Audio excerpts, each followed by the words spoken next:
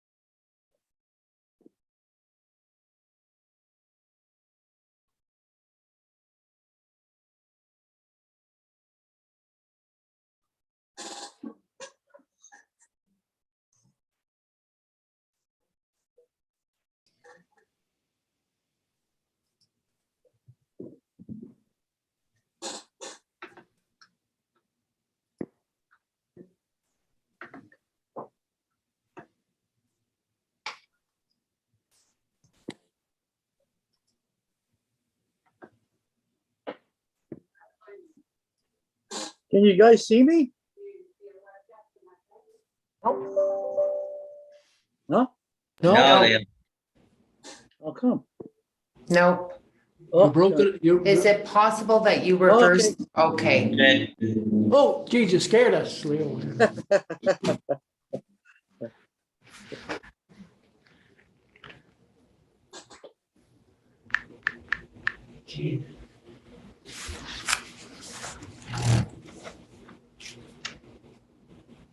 My God. What gets this guy?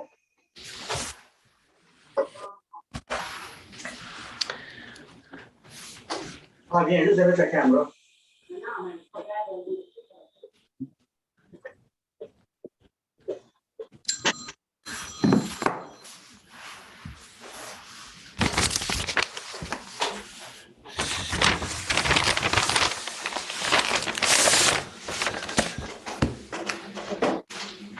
6:30? Okay. Bienvenue. Welcome to our council meeting. Avant de procéder, I'll proceed with the land acknowledgement. The municipality of West Nipissing respectfully acknowledges that we are gathered on the homelands of the Anishinaabe peoples on the traditional territory of the Nipissing, Temagami, and Doki's First Nations, covered by the Robinson-Huron Treaty. We honor and we do recognize their historic connection to the land and value their significant contribution in shaping and strengthening our communities. We are grateful to be gathered here today. La municipalité de Nipissing-Ouest souligne respectueusement que nous sommes réunis sur le territoire désigné dans le traité Robinson-Huron, territoire traditionnel du peuple Anishinaabe et particulièrement des Premières Nations Nipissing, Temagami et Dokis. Nous honorons leur lien historique avec cet endroit et nous apprécions leur contribution significative à nos communautés. Nous sommes reconnaissants d'être réunis ici aujourd'hui. Before proceeding to the declaration of pecuniary interest, avant de procéder avec déclaration d'intérêt pécuniaire, I just want to confirm if there's any reconsideration for any apologies, and that would be more than welcome. Si jamais qu'il y a aucune reconsidération, it would be the opportunity to do so at this time. None? Are there any declaration of pecuniary interest? Aucune déclaration d'intérêt pécuniaire? None? We proceed to approve the addendum, a mover and a seconder. Councillor Chris, Conseiller Yvon. It is moved by Councillor Fisher and seconded by Councillor Zuhain. Be it resolved that the addendum for the meeting of council held on October the 19th, 2021 be approved as presented. Any comments? Conseiller Lise, Conseiller Yvon?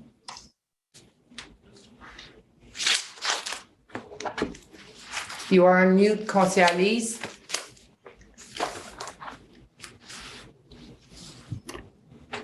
Est-ce que vous m'entendez? Oui, on t'entend clairement. OK. J'ai juste un commentaire parce que là, on est sur la résolution de to deviate from normal agenda. Ça, c'est, No, we're not. Not OK. yet. OK, là, on l'approuve quoi? L'addendum, c'est ça, là? Wait. OK, c'est correct. C'est moi qui ai été trop vite dans. Okay, we see them. Okay, and I hear the same from Conseiller Yvon. Are there any further questions? None? Any objections? Aucune objection? None? Carried.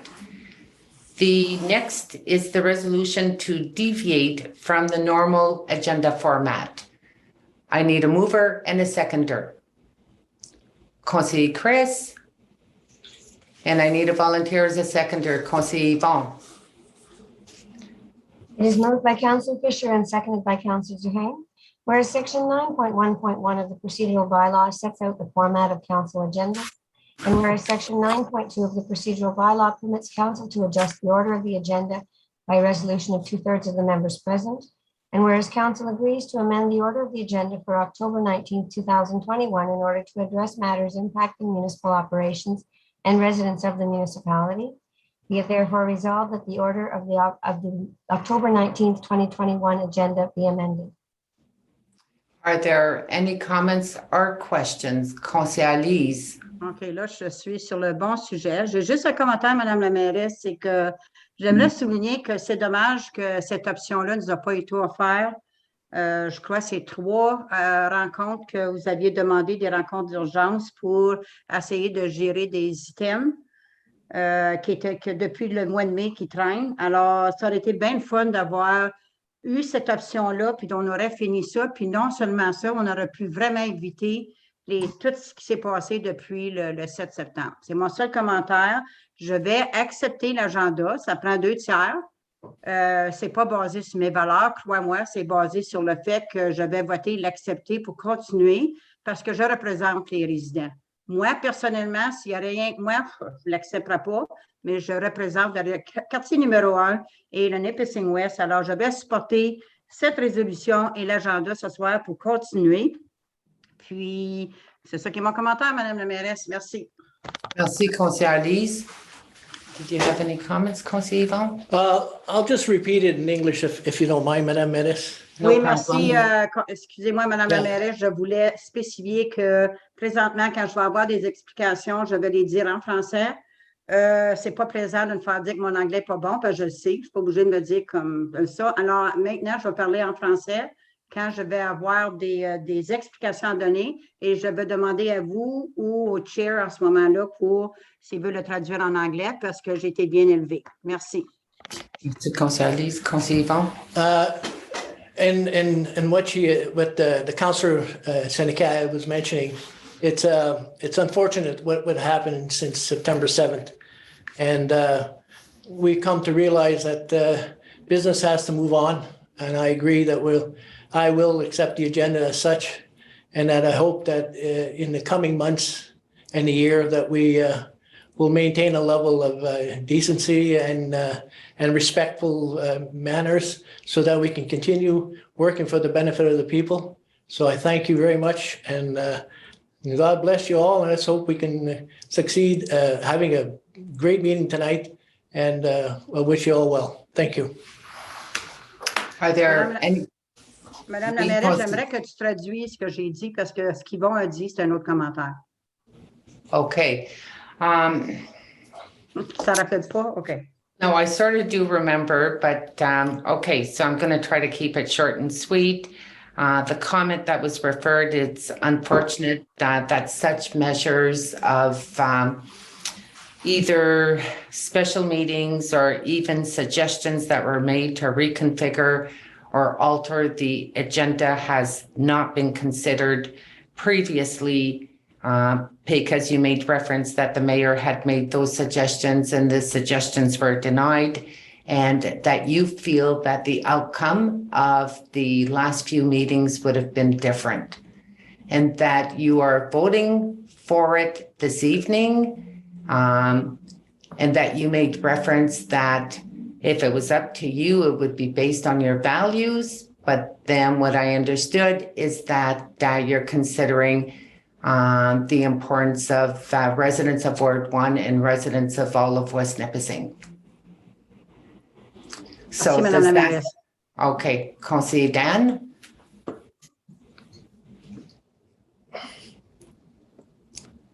If everybody is going to take the stand tonight, then I would just like to say from my perspective, I think that we have to move forward and quit like children around this table, and that hopefully that the meeting could be chaired and that we can move forward, because the public have been calling, the public demand this. So thank you. Okay, and you're entitled to your opinion. Conseiller Dan, Conseiller Denis? You are on mute, Conseiller Denis. Thank you, Madam Mayor. I was going to wait till we vote on the agenda, but I have not very many comments, but I have a few, and I'm very disappointed that the councillors have decided to go against the procedures that we have in place to keep everything above board, and that they are not willing to apologize for their own actions. And I think hopefully that the residents will hold them accountable at the next elections. And I think it's shameful that they would act this way. Point of order, Madam But Chair, has nothing to do with the meeting right now.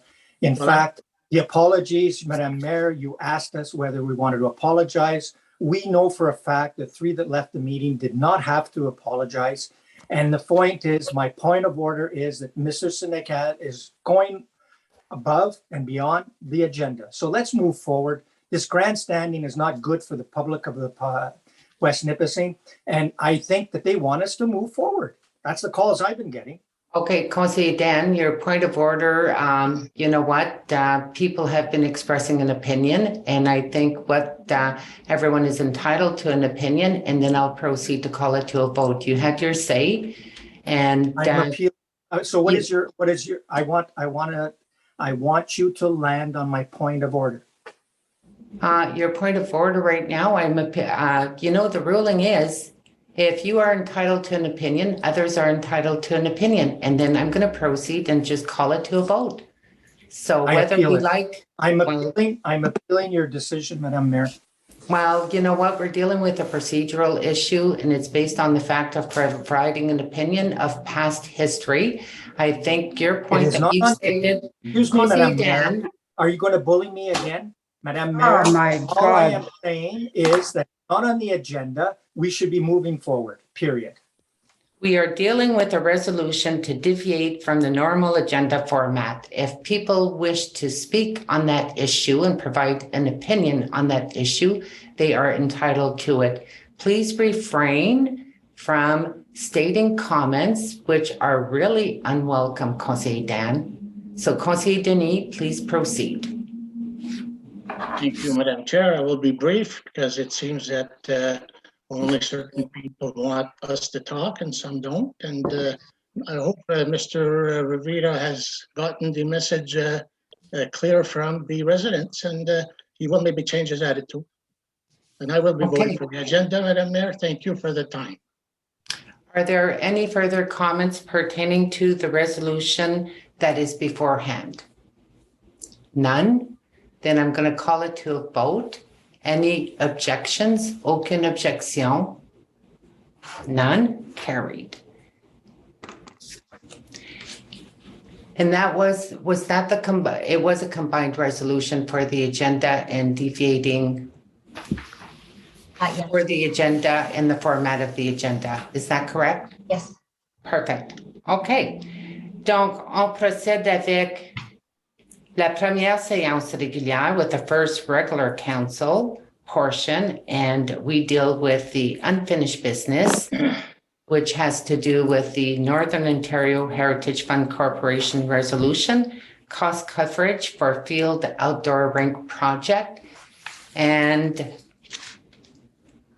who will speak on the subject matter? So we have our Director of Corporate Services, Mr. Poulain, amongst us. So can you give us an overview of exactly the reasoning for the... Can we read in the resolution? Yes. Mover and a seconder. Conseiller Yvon, Conseiller Leo. It is moved by Councillor Duhayme and seconded by Councillor Mallette. Whereas at a meeting of council held on May the 4th, 2021, council authorized the Director of Economic Development and Community Services to submit a funding application to Northern Ontario Heritage Fund Corporation Rural Enhancement Stream for the field covered outdoor rink and multi-use facility project.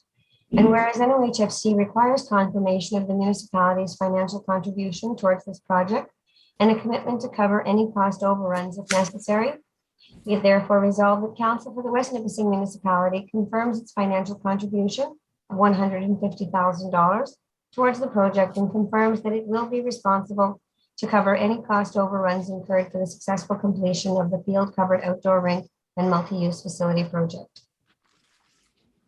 Thank you. So I'll pass it on to our Director of Corporate Services. Thank you. Through you, Madam Mayor. The memo that was provided back in early September is self-explanatory. This is a standard resolution that NOHSC as a funding agency requires of proponents to submit. So our project for the field outdoor rink has been moved to stage 2.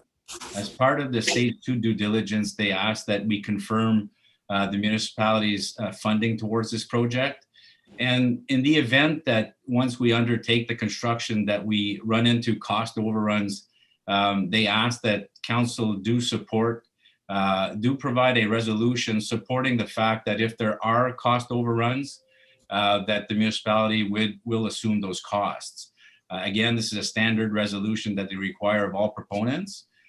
Basically, it's because I know I worked for Ministry of Northern Development and Mines for quite a number of years and have seen a lot of projects that they have funded. And it has happened in the past where proponents get into the construction phase, the costs escalate, there's cost overruns, and some organizations cannot come up with the proper funding to complete the projects. So this is affirmation from the or confirmation from the municipality that they will cover cost overruns as required if there are any.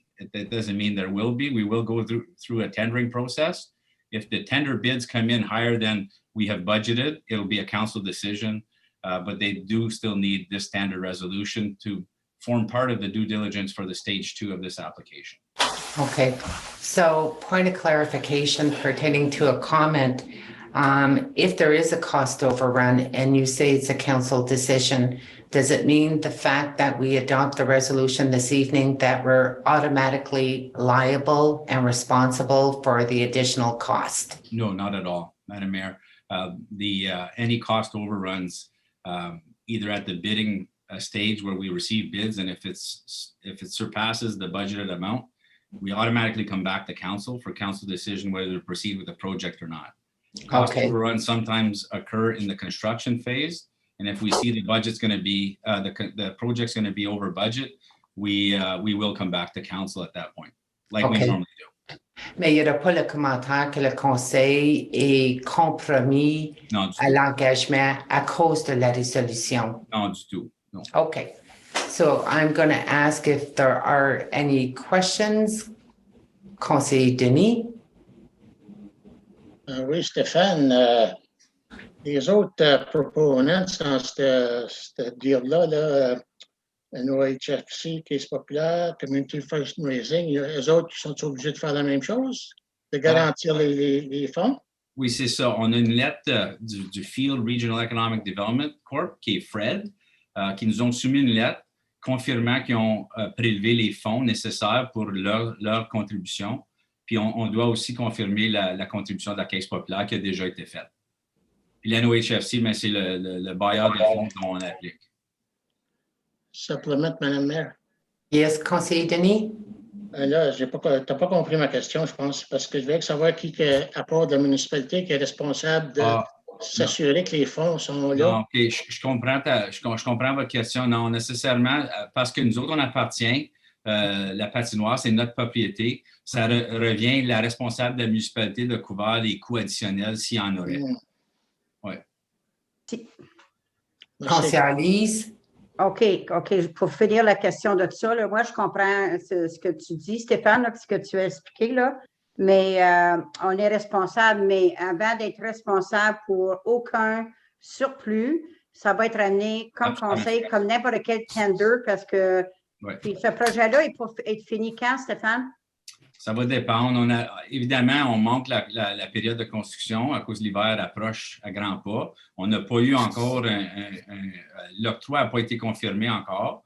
Alors, je crois que ça va être plus ou moins une construction au printemps de 2022. Alors, ça va nous donner l'hiver de faire le design, sortir pour des soumissions. Puis une fois qu'on reçoit les soumissions, on va revenir au conseil, comme qu'on fait avec tous les projets capitaux. OK. Alors, ça ne nous implique pas dans rien en ce moment. Non. C'est juste dire qu'on procède, puis si ça arrive, puis le montant, il surpasse de 50, 100 000 $, on va avoir le droit de voter puis de refuser. C'est ça. OK. Merci. Conseiller Léo? Thank you, Madam Mayor. Yes, thank you, Stefan. I totally agree with the project. I mean, when you get the case populaire and all the residents in the field contributing to this project, and we have to do our part. And I know why. I know HFC is asking us because we own the property, and I agree with the project. Thank you. Conseiller Broley? Thank you, Madam Mayor. I totally support this. The group in field, they have a very good group of volunteer. They've worked really hard. I don't think there's any other group that has contributed as much for any project that's on the table right now like this group in field. So I really support them. They've done a tremendous job. And I must also make a comment to Monsieur Stéphane Poulin. It's been a long time we haven't seen each other. Now you got a beard. So the meeting has been uphill for a long time. Thank you. My hunting beard, Councillor. OK. Conseiller Yvon? Bonjour, Stéphane.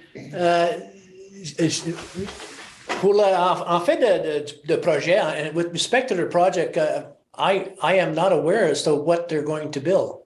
We haven't seen a plan. We haven't seen anything as such. Do you have an idea what they're planning on doing? Or essentially, we did bring this forth to council when council initially agreed to include the 150 in the budget.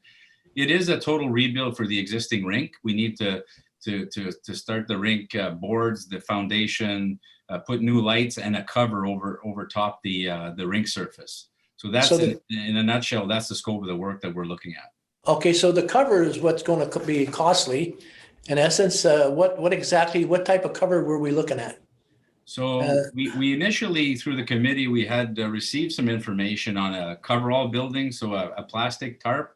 Okay. But our architects are saying that it's going to be more problematic than initially thought because of the snow sliding off of it and how we can position the rink adjacent to the existing building. So I think the design of the project will be for wood frame, wood construction. Okay, thank you. So we should, because we'll have to put a plan in place in order to get a bid. So we'll probably see that beforehand. Thank you, Steph. OK. Are there any further questions? Conseillère Lise? Oui, j'ai d'autres commentaires. Moi aussi, j'approuve la demande ce soir parce que ça nous, vraiment, c'est standard, puis on veut savoir c'est quoi que ça va coûter. Mais je veux juste rajouter un commentaire de conseiller M. Rowley que oui, je suis d'accord, c'est vrai pour une petite communauté d'avoir ramassé 40 000 $, mais je ne me trompe pas, quand tu regardes la file, comment ils ont ramassé pour leur parc, je crois que c'est aux alentours peut-être un peu plus, puis River Valley a fait des fundraising, les communautés, si tu prends le complexe, là, la communauté a partagé, je ne sais pas comment. Là. Alors, je suis d'accord avec le projet, c'est beau ce qu'ils ont fait, mais je pense que la communauté à grandeur pourrait sortir avec des exemples. de prélèvements de fonds qu'ils ont fait pour des projets dans leur communauté, incluant dans la communauté de River Valley.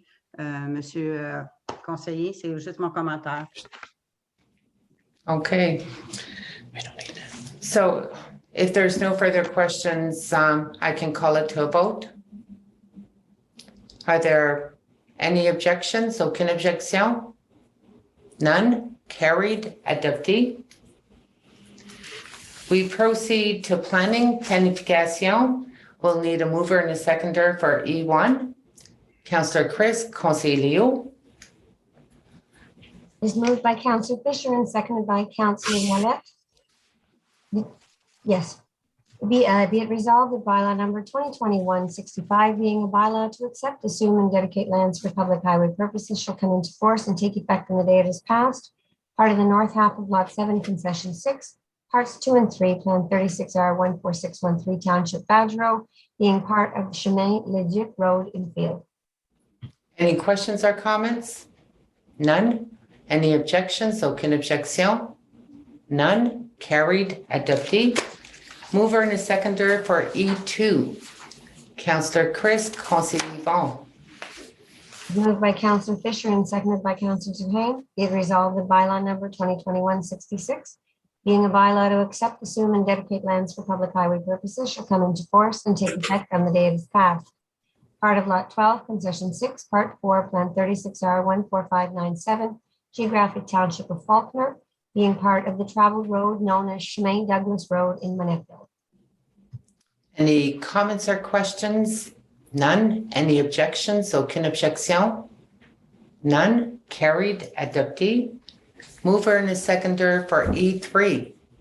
Conseiller Lise, Conseiller Chris. It is moved by Conseiller Sénécal and seconded by Chris Fisher. Councillor Fisher, be it resolved that bylaw number 2021-67, being a bylaw to accept, assume, and dedicate lands for public highway purposes shall come into force and take effect on the day it is passed. Part of Lot 4, Concession B, Part 4, Plan 36R 14607 in the geographic township of Springer, being part of the traveled road known as Chemin Marlot Road in Sturgeon Falls. Any comments or questions, Conseiller Lise? Oui, moi, j'ai une question. J'ai eu une personne, un résident de Marlot qui m'a appelé puis qui voulait avoir des explications, savoir c'est quoi, parce que vraiment, il ne comprenait pas. Puis moi, je n'étais pas en mesure. Le planning, ce n'est pas mon fort. Alors, je demande une explication. Est-ce que, Madame Clerk, could you provide an explanation what it is? And because they wonder where's the land and where is it? Because on the picture, it's not clear. They could not picture it where it was. Okay, and Janice didn't give me probably the picture with it. Every time someone does a severance, most of the roads in West Nipissing are encroaching on private land. So whenever we do a severance, we make it a condition of severance that any part of the municipal road that's located on the private property, that they convey it to the municipality so that we have our roads in our own ownership.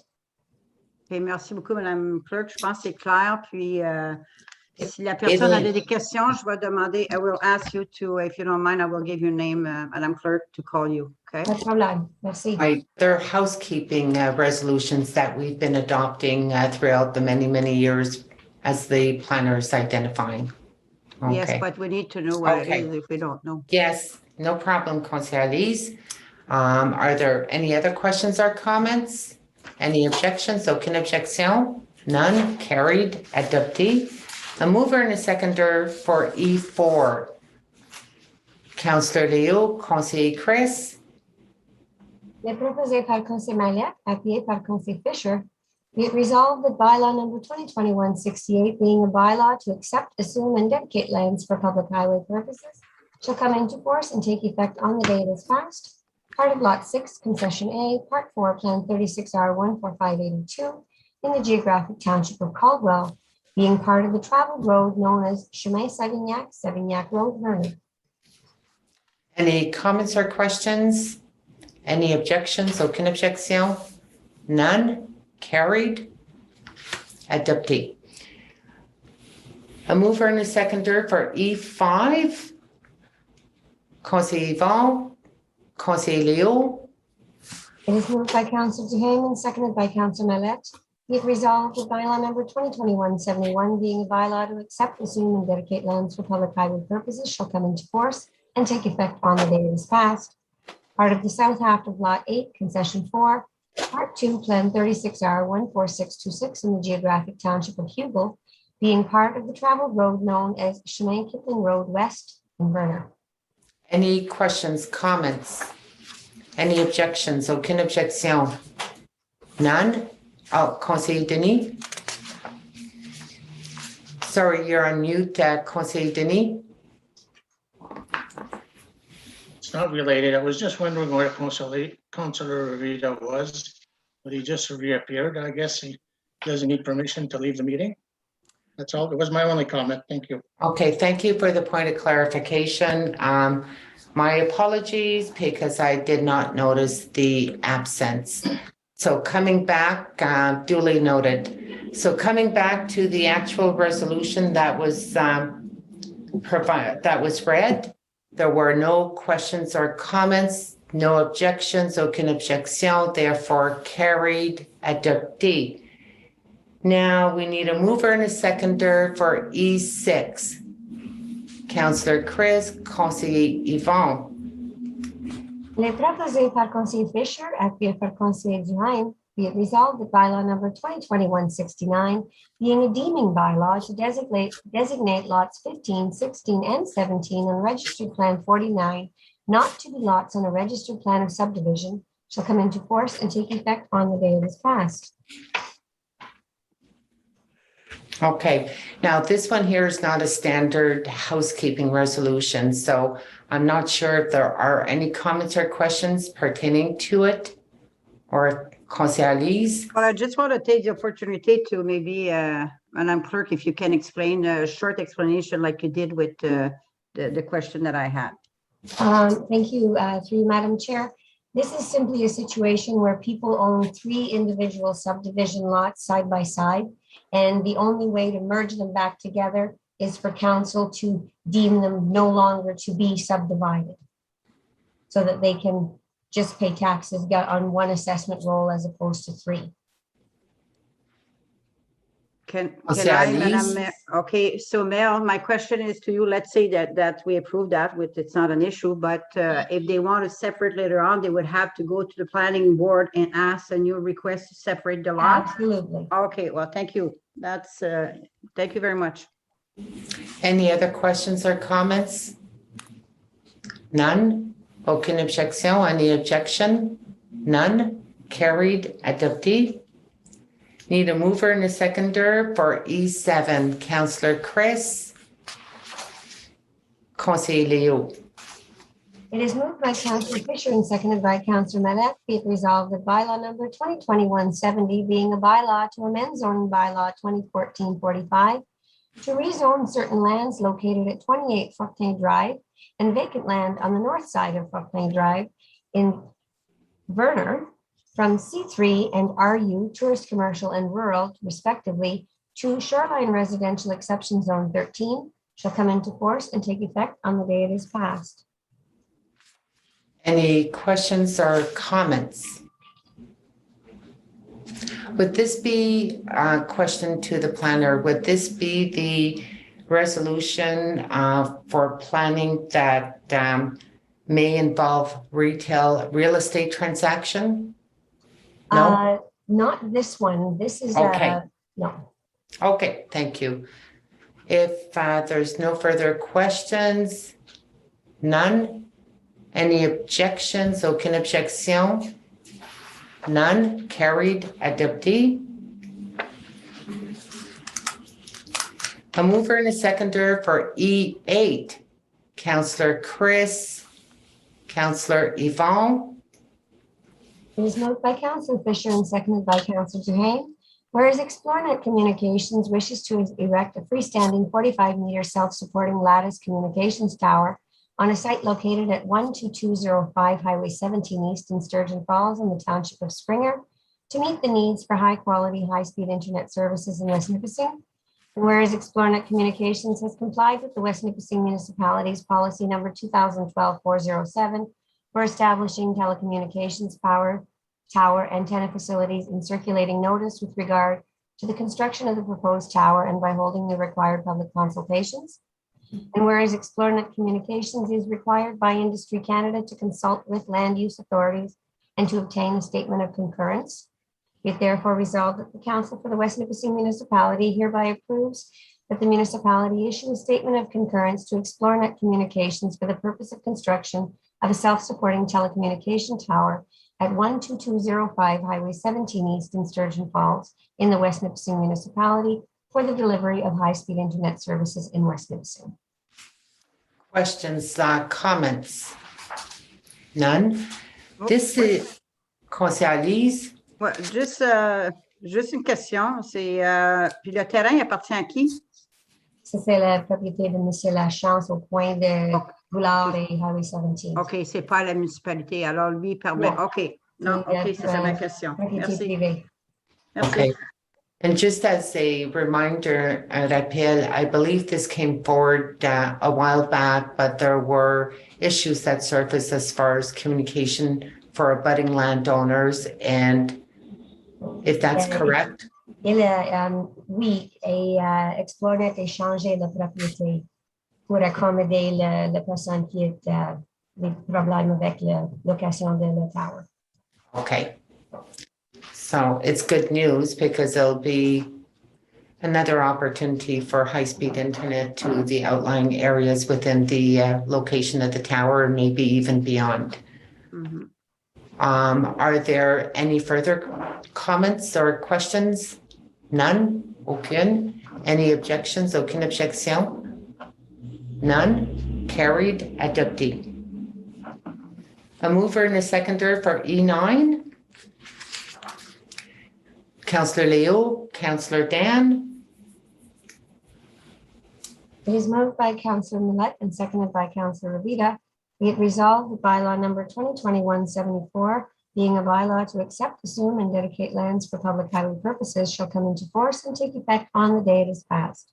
Part of Broken Lot 1, Concession 2, Part 2, Plan 36R14632 in the Township of Hugo, being part of the traveled road known as Chemin Bear Lake Road in Vernon. Any comments or questions? None, aucune. Any objection? Aucune objection? None. Carried. Adopté. A mover and a seconder for E10. Councillor Chris, Conseiller Yvon. Moved by Councillor Fisher and seconded by Councillor Duhaime. Be it resolved that bylaw number 2021-75, being a bylaw to accept, assume, and dedicate lands for public highway purposes, shall come into force and take effect on the day it is passed. Part of the west half of Lot 2, Concession 1, Part 1, Plan 36R14435 in the geographic township of Springer, West Nipissing Municipality, being part of the traveled road known as Chemin Corsal Road in Sturgeon Falls. Questions? Comments? None. Aucune objection. Any objection? None. Carried. Adopté. Mover and a seconder for E11. Councillor Chris. Conseiller Leo. It is moved by Councillor Fisher and seconded by Councillor Millet.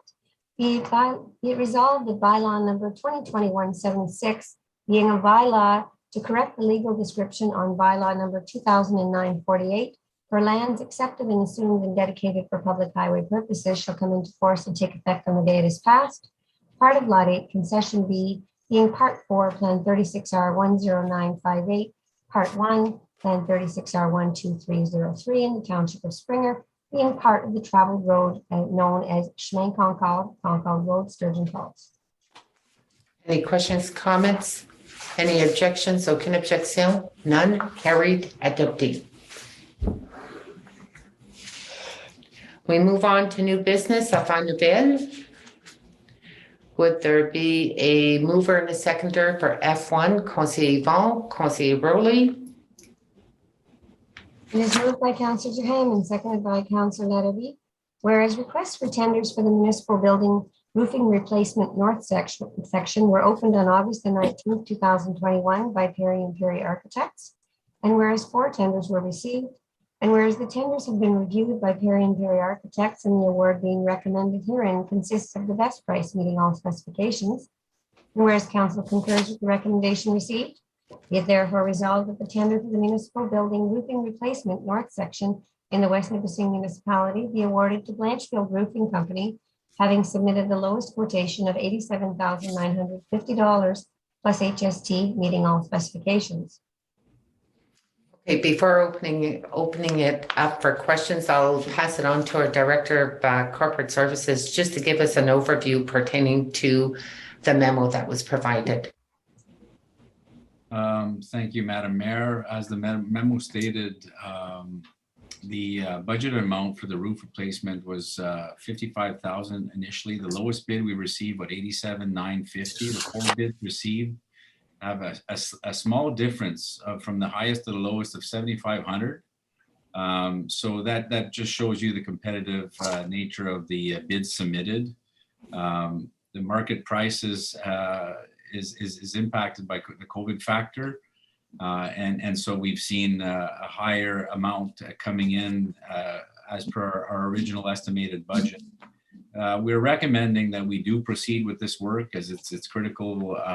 It's a section of the building we've been having issues with, and we need to move forward with it to avoid any further damages. The additional cost can in fact be covered from the Community Services Capital Reserve. Okay, are there any comments or questions pertaining to the subject matter? Conseiller Leo? Thank you, Madam Mayor. Yeah, just a comment or a question to Mr. Poulin. This is a flat roof, so that's why there's no local bids for that roof, right? Is that the reason? Yeah, it's a more complex project. It's actually the large section that also covers the fire department. That's part of the roof that we've had issues with. So yeah, it's a complex roof project for sure. Thank you. Conseiller Lise? C'est OK, Madame la maire. J'ai la réponse semblable à la question à conseiller Mallette. Okay, Conseiller Rowley? Thank you, Madam Mac. I totally support this because when there's a roof that's damaged, definitely will get worse. It doesn't get better. It has to be moved on. Has to be moved on right away because it's the amount that it's gonna affect. It's gonna triple, quadruple. So it has to be done. It has to be done right away. So yes, definitely move ahead with this. Okay, I hear no objections. Can we add to the resolution that that the allocated budget for the roof was 55, but that based on the tender that we got, just to add that one liner where it says council concurs with the recommendation received, whereas the budget that was approved for the project was 55, be it therefore resolved that the tender for. It's only to reflect on the resolution that the budget for the project was 55, but we received the resolution and we vote on it. It's just as information to reflect it. I'm proposing that amendment. Any objections? None? So can we just add the one-liner pertaining on the resolution that the approved budget for the project was 55,000 and then just proceed with everything else that's on the resolution?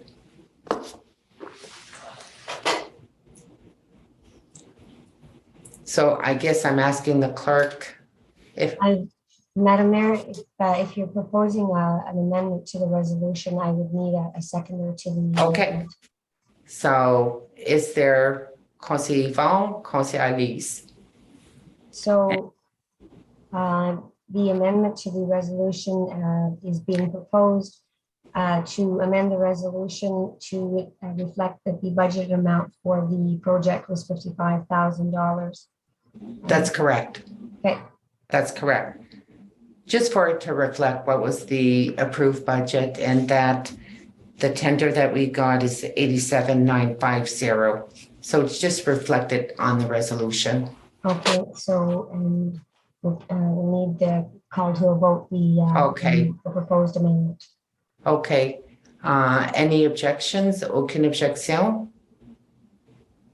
None? Carried. So just a final question to our director. Will the work be able to proceed before year end? I guess is it pending on weather, or can they get it done before the end of this year? They're going to try to get it done, but weather certainly is a factor, and getting the materials in. We did confirm with the contractor that we had incurred some delays in awarding the contract, they can still hold their price and move forward. But you're right, Madam Mayor, weather and material, access to material will certainly play a factor, but we're going to try to get it done this year. Perfect. Thank you. Would need a mover and a seconder for F2. Conseiller Yvon, Conseiller Léo. It is moved by Councillor Duhaime and seconded by Councillor Mallette. Whereas the 2021 Public Works capital budget included $50,000 for the repair and restoration of the Highway 17 eastbound curb lane. And whereas the Ministry of Transportation Connecting Links program is accepting funding applications until November 19th, 2021 for the design, construction, renewal, and rehabilitation and replacement of connecting link infrastructure. And whereas the Ministry of Transportation Connecting Link program will provide funding for up to 90% of total eligible project costs to a maximum of $3 million per road project, the municipality is required to contribute the remaining 10% of eligible project costs and to pay for ineligible project costs. And whereas the 2021 Capital Works contemplated eastbound curb lane, as well as a number of necessary upgrades on Front Street, they are eligible for the funding under the said program. Yet therefore resolved that council authorizes the transfer of the $50,000 from the 2021 Public Works capital budget to a dedicated Public Works infrastructure reserve for the purpose of meeting the municipality's required contribution under the Connecting Links funding project. Any comments? Conseiller Yvon. Merci, Madame Mairesse. Sean and I spoke on this for some time. It does make a lot of sense, and I think we'll get more, as one would say, bang for our dollar. If we put the $50,000 in reserve, we can apply for more monies, and that $50,000 can be utilized as our portion of the funding. And as you see, the scope of work that has to be done on that particular highway, it's something that we'll have to do, and it's something that I hope we'll get funding for. If Sean, you want to elaborate a little more on this, or? That's what I was going to ask our Public Works manager to see. Sorry, Madame Mairesse. No problem. Just the scope of the project and through you, Madam Chair. So in a sense, Connecting Links funding, to kind of reiterate what Melanie is saying, we contribute 10% of the total cost. There, I did identify, some catch basins, the concrete barrier curb. The curb lane is severely rutted in some areas. We have delamination in some areas of the asphalt. Again, concrete barrier curb is severely deteriorated in some sections.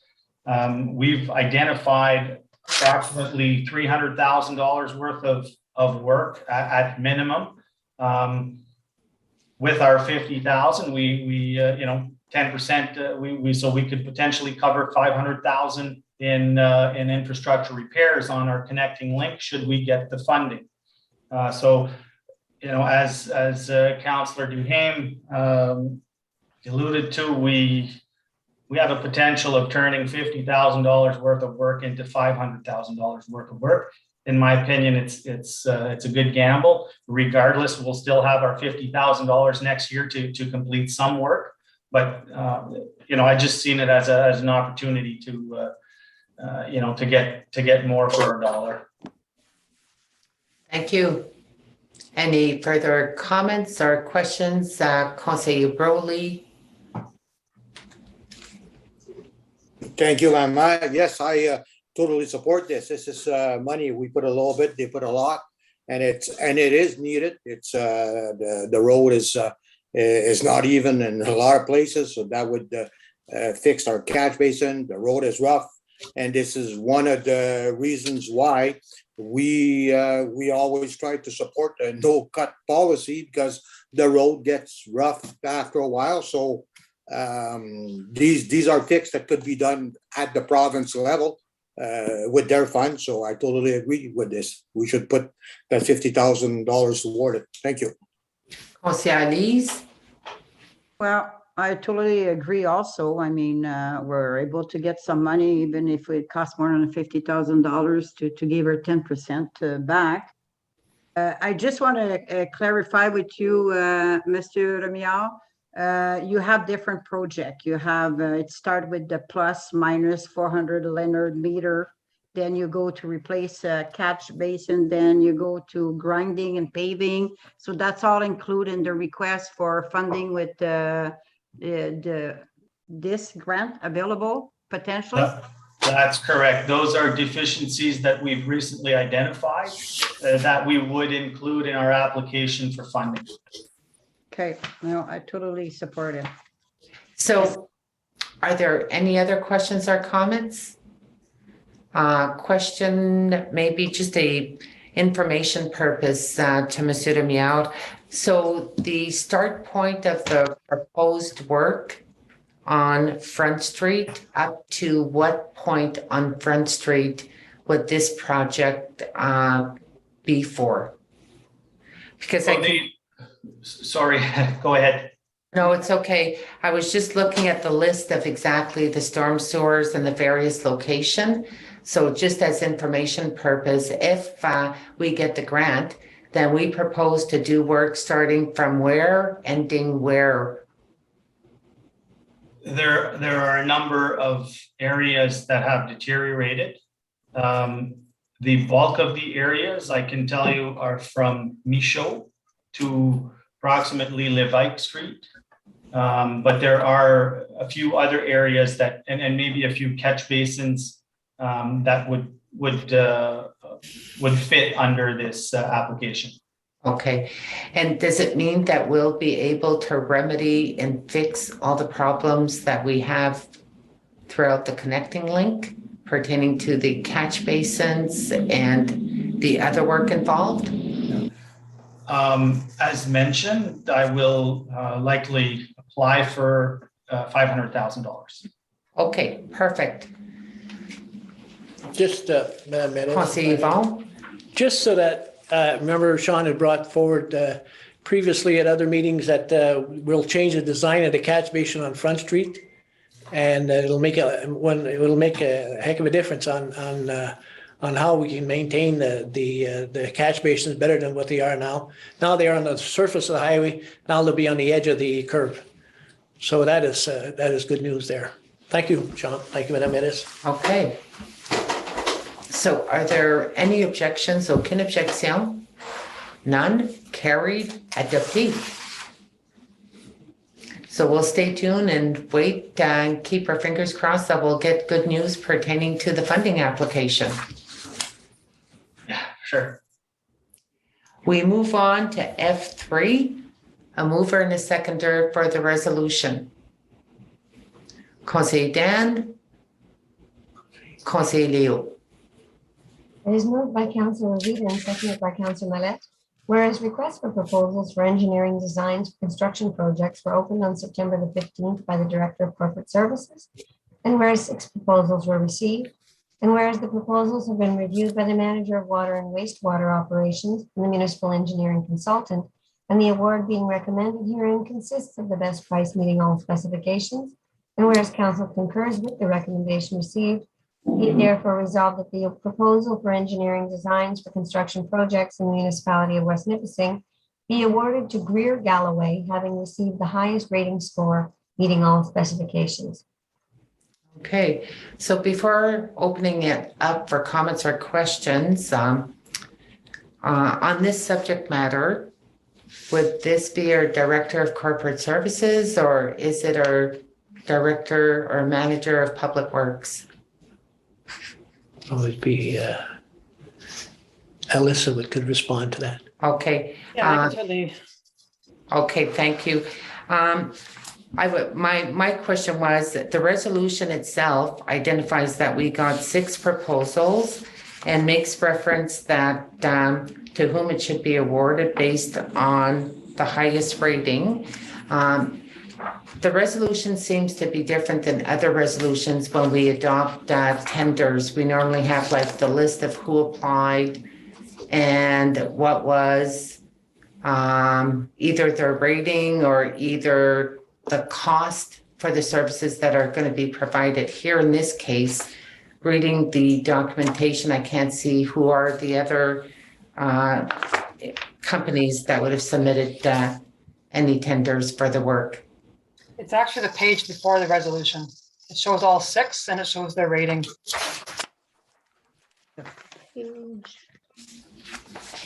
I don't have it either. Okay, I can see, yeah, okay. We do have a page that says the construction project, like, and it names EXP, Garrett's, Greer. Okay. And do we have an idea of what the sum or the amount of dollars for the award of this tender? But we had it wasn't a tender, it was a proposal. And so we had it set up, we have $200,000 in our budget, and it was set up to do in segments. So, approved, they're going to be the contractor. They're going to do the whole first section that everyone has to do, and then they're going to do as many of the small detailed ones until we hit the $200,000. Okay. Any further questions or comments?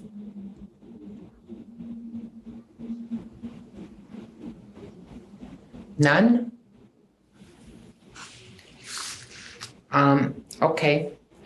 I guess my final comment, maybe my final point of clarification is exactly what work are they going to be performing?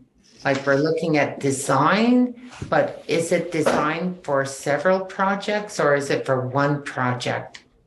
It is design over a large area. So sort of the remaining of the downtown core up Nipissing Street, kind of around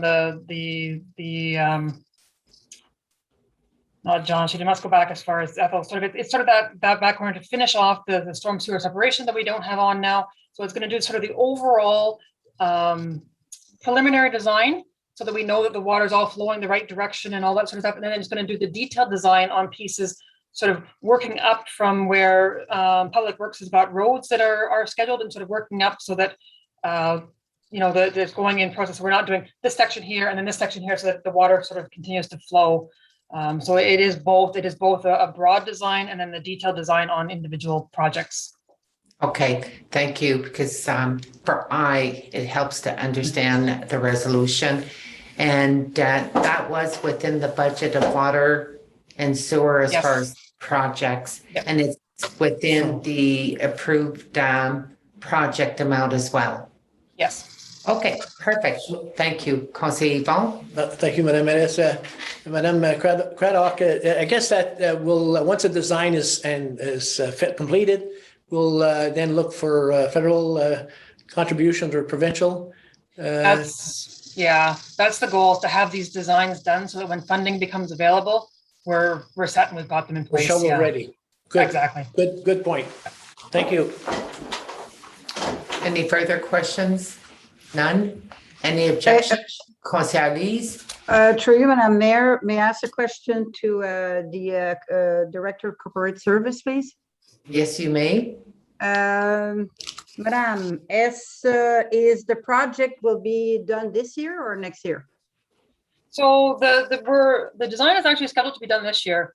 That they can get the little bit of the studies they need done and then have the design. So the design is actually scheduled to be done this year. Obviously, projects will be future years. Yeah. Okay, thank you very much. Any further questions? None? Any objections? Aucune objection? None? Carried. Adopté.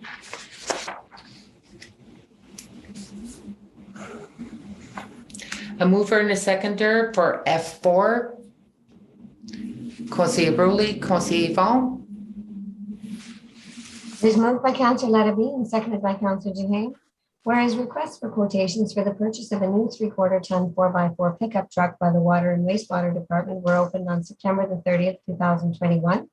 And whereas 4 quotations were received, and whereas the quotations have been reviewed by the Director of Corporate Services and the Manager of Water and Wastewater Operations, and the award being recommended herein consists of the best prices meeting all specifications.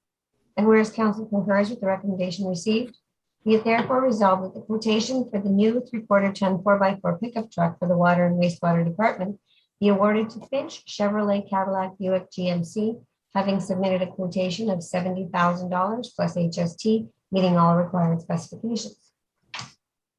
Questions, comments? Conseiller Yvon, Conseiller Alice? Madam Mayoress and fellow councillors, I guess I'll have to question Mr. Craddock about this. I guess Finch Chevrolet Cadillac Buick, that's a London dealer. And I guess they are now going to take advantage on bidding in municipal affairs, I guess. That's on London, Ontario. It's unfortunate because we can't call them for a donation when we want to put a roof on a rink or do some repairs or anything for our kids. Or I don't agree with this, but we have a very little choice, I guess. Or do we? You're on mute, Madam. When you go out for quotes, and I understand the desire to support local, but under procurement, you don't have any ability to bypass simply based on local. So they saw our bid. We're required to post them online. They obviously saw our bid and they submitted a competitive bid. If I can substitute. Please proceed. If something was to happen with the truck pertaining to wear and tear or repairs, where would this vehicle be repaired? Here in town, at our local shops. Through our local shops? Yeah. Well, once again, I just don't agree with it, but unfortunately, there's nothing we can do. I guess there was a time where we had a 10% buffer there, but that was, I guess, against the law. And now we have to accept the bids that are put on the table.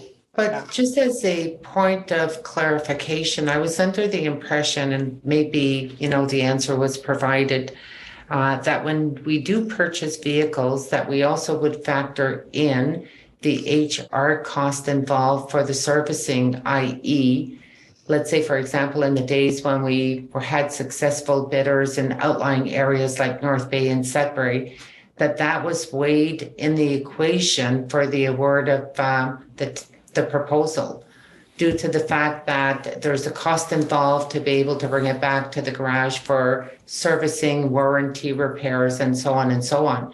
So was that factored in with this? There's no consideration there, and that might apply if we've got a big vehicle with only a very limited number of shops in Ontario.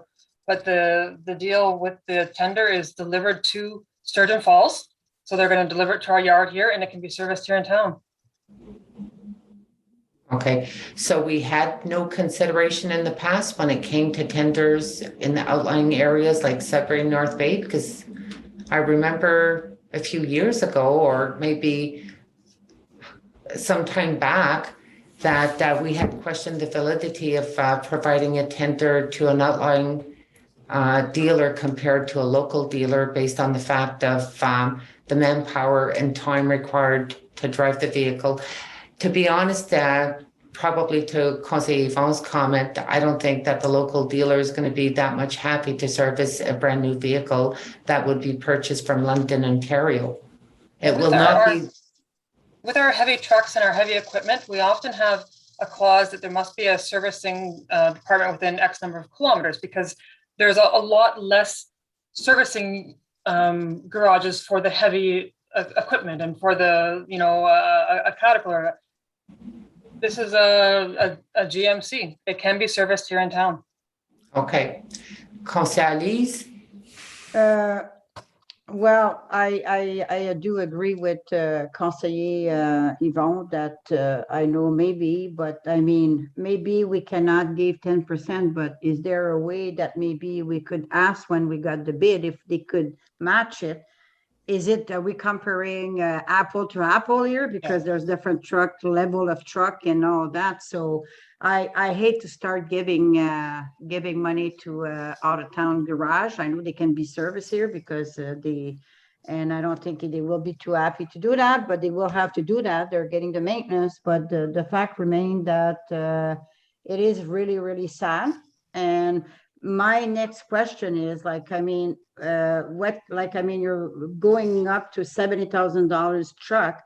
Are they fully loaded or are they, I know 4x4 or whatever, but I mean, are they a Cadillac of vehicle? No, so the tenders go out with a very specific list of requirements needed, and everyone who ticks what they're supplying, and that so we know we're comparing apples to apples. It is actually a truck and plow. It's got a front end plow on it. So it comes along with a bit of that technology. And no, it's not a Cadillac. That's just what vehicles are costing these days. Okay. Okay, Oh, thank you. Conseiller Broley, Conseiller Leo.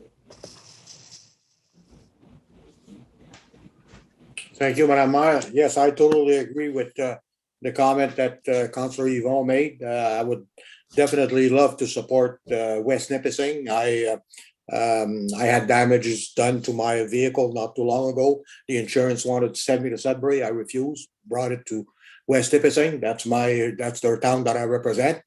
And at budget time, or is it last year, there was a motion brought forward, Madam Mayor, about group purchasing, which was sending our purchase out of town. And this is what I did not support. So, like we have to stay on the same base. I do believe we need to support West Nipissing. Yeah. But And there's nothing we can do. But as a point of clarification, Conseiller Broley, the group purchasing was for large equipment, which is not accessible in West Nipissing. Talking about graders and heavy equipment that we need to purchase out of town. I wasn't referencing local vehicles that are accessible from our local dealers, just as a point of clarification. Conseiller Leo?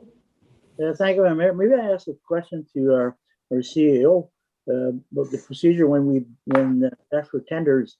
And I think in this instance, anybody can bid on a vehicle, a similar vehicle, either Ford, Chev, or whatever it is. And I think if I can ask the CEO to clarify this. I'm not sure what the question is. Can you hear me? It looks like I think Ms. Craddock answered the question. When it's a specific bid like that and you put out a request for proposal or tender or a request for quotation even, you put yourself out there where people have a right to bid, and you can't geographically discriminate that thing. So if that's what you're asking, there are ways potentially in an RFP, if it becomes problematic and council wishes, we can have a look at, different ways of structuring a quote. But you have to watch that fine line as well, because the general premise is equity in procurement. So I hope I answered your question, Councillor Millette. Yes, well, it's just that this similar, all these four tenders are the similar vehicle, right? Yes. So, I mean, we have no choice of accepting the lowest tender. That was my.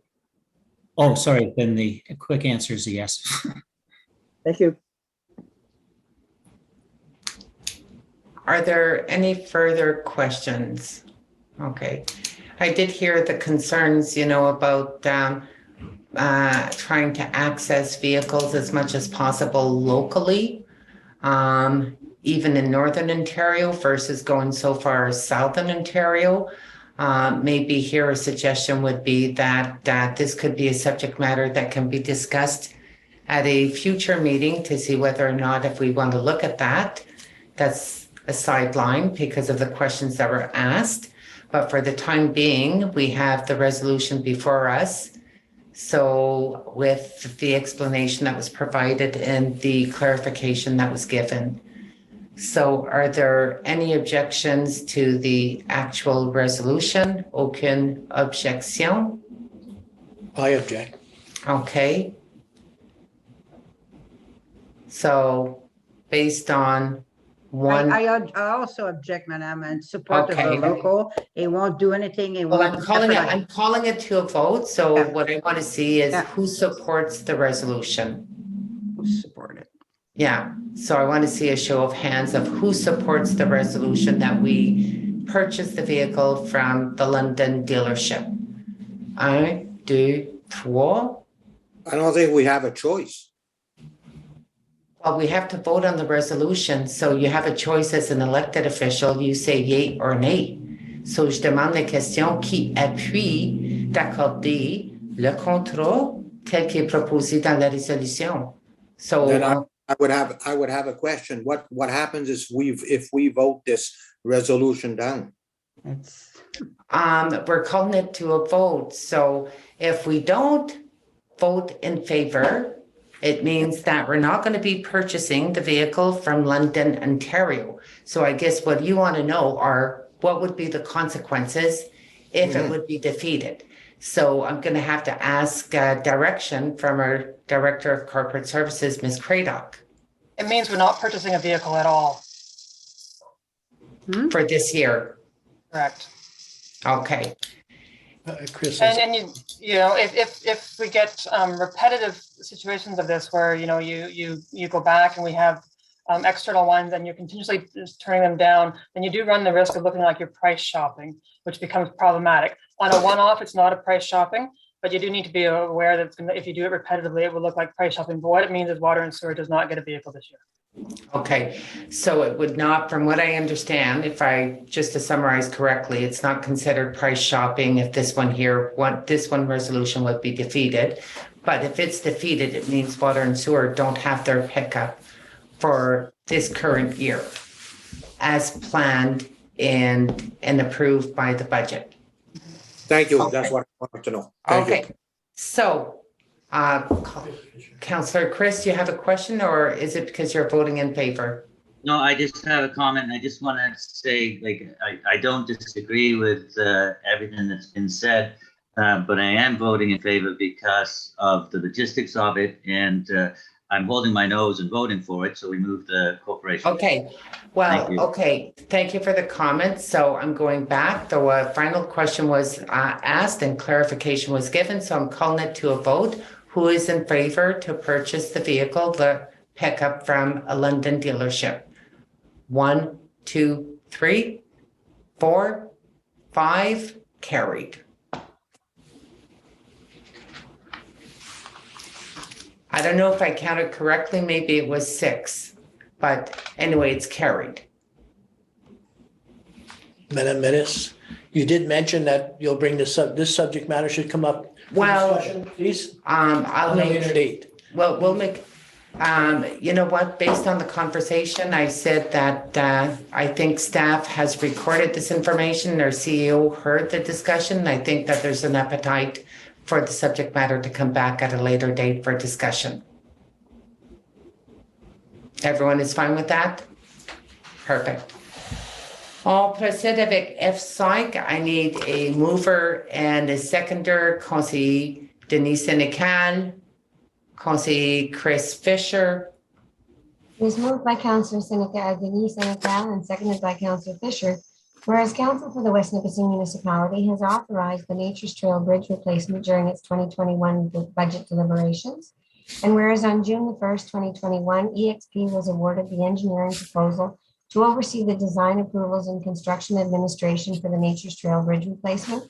And whereas requests for tender for the Nature's Trail Bridge replacement were opened on September the 30th by the Director of Corporate Services, and whereas 4 tenders were received, and whereas the tenders have been reviewed and evaluated by EXP based on the criteria identified in the request for tender, and whereas Council concurs with the recommendation received, be it therefore resolved that the tender for the Nature's Trail Bridge replacement be awarded to RM Bélanger Limited having submitted a tender of $853,907 plus HST, meeting all specifications. Questions, comments? First of all, what I'm going to do is, if there's no objection, I'll pass it on to our manager of Public Works just to give us an overview pertaining to the scope of the project, and then open up the floor for questions and comments before proceeding to a vote. So, Monsieur Miard, I'll pass it on to you. Thank you, Madam Chair, Madam Mayor. So the scope of the project is to replace the existing bridge deck and the existing bridge abutments in the exact location of the existing bridge. I think it's self-explanatory. We're basically replacing the bridge with a new bridge and abutments in the exact same location. In short. And is there a project timeline pertaining to how long the work will take for it to get done? I should have that ready. There is a project timeline. I don't have it in front of me. I believe, and don't quote me, but I think we had a December 19th project completion, but now that's been delayed. I can only assume that we're only going to add whatever the delay was since the last meeting. So what would that be, 2 weeks? So we're going to be into winter months constructing this bridge. I spoke to the engineering firm today who have been in touch with the bridge supplier. And apparently the structure itself, the bridge itself, is available and will be available this year. I was surprised because, as we all know, supply chains are a little bit broken at this time. But apparently this bridge structure will be available for the project. Thank you.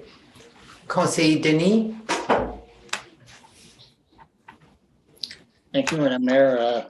Just I looked around, I think it's December 11th there, Sean, but anyways, was looking for the tonnage on that bridge and I can't really find it. Is that still 17 tons capacity? Like it was offhand, I have the design in front of me, but it would take me some time to find it. Okay, we can deal with that later. Yeah. All right, thanks. Conseiller Broley? Through you, Madam Mayor, I have a question for Alyssa. If are we still on budget with all the delays and the cost of material going up from what we had set aside in our budget at springtime, at budget time? Are we still on budget with this? Based on this proposal, yes. And that is included with the design and everything that we had set aside. Okay. Yep. All right. So I did receive a lot of calls yesterday and today on this bridge, and people wanted to know. They're really concerned about that bridge, and so myself, I'll definitely be voting on this when time is due. So thank you very much, Madam Mayor. Conseiller Dan? For you, Madam Mayor, I'd like to ask some questions to Alyssa. Alyssa, the total amount that RM Belanger, the quote came in at 853,000 and change, plus HST. Then there's going to be engineering fees. What is the total cost of this project? How much are we investing in it? So we get some of that HST back, and the engineering fees are about 75,000. So yeah, add the tender price to 75 and about 2% to get the HST that we don't get back. So supplemental to that, we I guess it'll be the point being it'll be just under 900,000 or a million. Yeah. Okay, thank you very much. I think that if you look at it from the perspective of the needs of this community, that part of the community, and the calls that we received, because I had numerous calls too. It only makes sense because it's part of our infrastructure and it's part of our, it's ours. We own it. It's not Denise Bridge, it's the West Nipissings Bridge. So I have no issue with it. Thank you. Conseiller Denis? I'm glad that Councillor Ravita has clarified that it's not my bridge, it's the Rosalie Bay Community Bridge, and I'm very proud of them for supporting this bridge and to move it forward, and kudos to them. Thank you, Madam Mayor. Thank you, Conseiller Denis. Are there any further questions or comments? Conseiller Alice? Well, Mike, on the same page, moi, je suis très contente de voir que finalement, ce projet-là, il va être fait parce que c'est un projet communautaire, c'est la municipalité, c'est notre devoir de s'assurer que le pont est fait parce que ça nous appartient. Alors, je suis très, très contente. Puis une autre chose que je suis très contente, moi aussi, I want to thank the resident that, made the call and work on it, and they never quit on asking for it. And I want to thank you, Conseiller Denis Sénécal, that supported their resident, like his ward, for the work done. And I will definitely support it myself, but I would like to have a recorded vote, Madam Mayor. Okay. Before proceeding with the recorded vote, I just want to make sure, are there other comments or questions, Conseiller Denis? Mayor, I just want to clarify Conseiller Sénécal's comment that I was helpful, and I just want to mention to the residents that you were also instrumental in moving this project forward, and I thank you for supporting me and the residents. Thank you, Madam Mayor.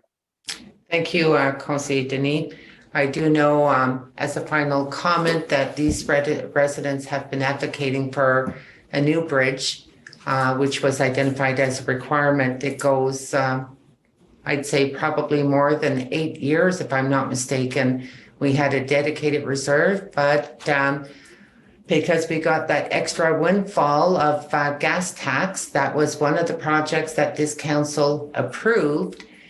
And the fact that the contractor is below the approved budget is also another favorable issue. Just a final question before proceeding to the recorded vote to our Public Works Manager, if Mr. Lemieux is still available. Just curious, will there be accessibility to the permanent residents residing across the bridge while the construction is taking place? The tender did not include any access during the time that the bridge is removed. So that will be over and above. Okay. So when we say it's going to be over and above, does it mean that the municipality is going to be working with those affected landowners? The municipality, I will communicate with the permanent landowner. Should there be, substantial costs, or should there be a need for, extenuating circumstances to provide access, then I will most likely communicate that with our CAO, which in turn should be brought back to council if need be. If it's within the CAO's purview, then we will address it, but we're not in the business of leaving anybody stranded, that's for sure. Okay, that's what I wanted to make sure, because I know that there is a tourist launch operator, I believe, that have children that do attend school, and that. But anyway, we'll leave that in your hands, and we can, if the queries come, we can just direct them directly to our administration to be able to look at that. And okay, so that was my main concern. And I know that was a question that was being asked. Okay, so if there's no further questions or comments, I'm going to ask our clerk to proceed with the request for the recorded vote. Councillor Duhaime? Councillor Duhaime? Yes. Councillor Fisher? Yes. Councillor Larrabee? Yes. Councillor Mallette? Councillor Mallette? Sorry, I was on mute. Yes. Councillor Revita, Yes. Councillor Denise Senecat, Yes. Councillor Lee Senecat, Yes. Mayor Joanne Savage, Yes. carried. Okay, thank you. I know that there's going to be a lot of residents within the Wolseley Bay that are going to probably be doing a happy dance this evening. Next item. Mayor, may Yes. I ask that we take our break right now? It's almost 8 o'clock, so if we start something, it might, so we can start fresh. I would just, if there's no objection, we have one further resolution to complete new business before going on to committee of the whole. So the plan was to complete that. Okay.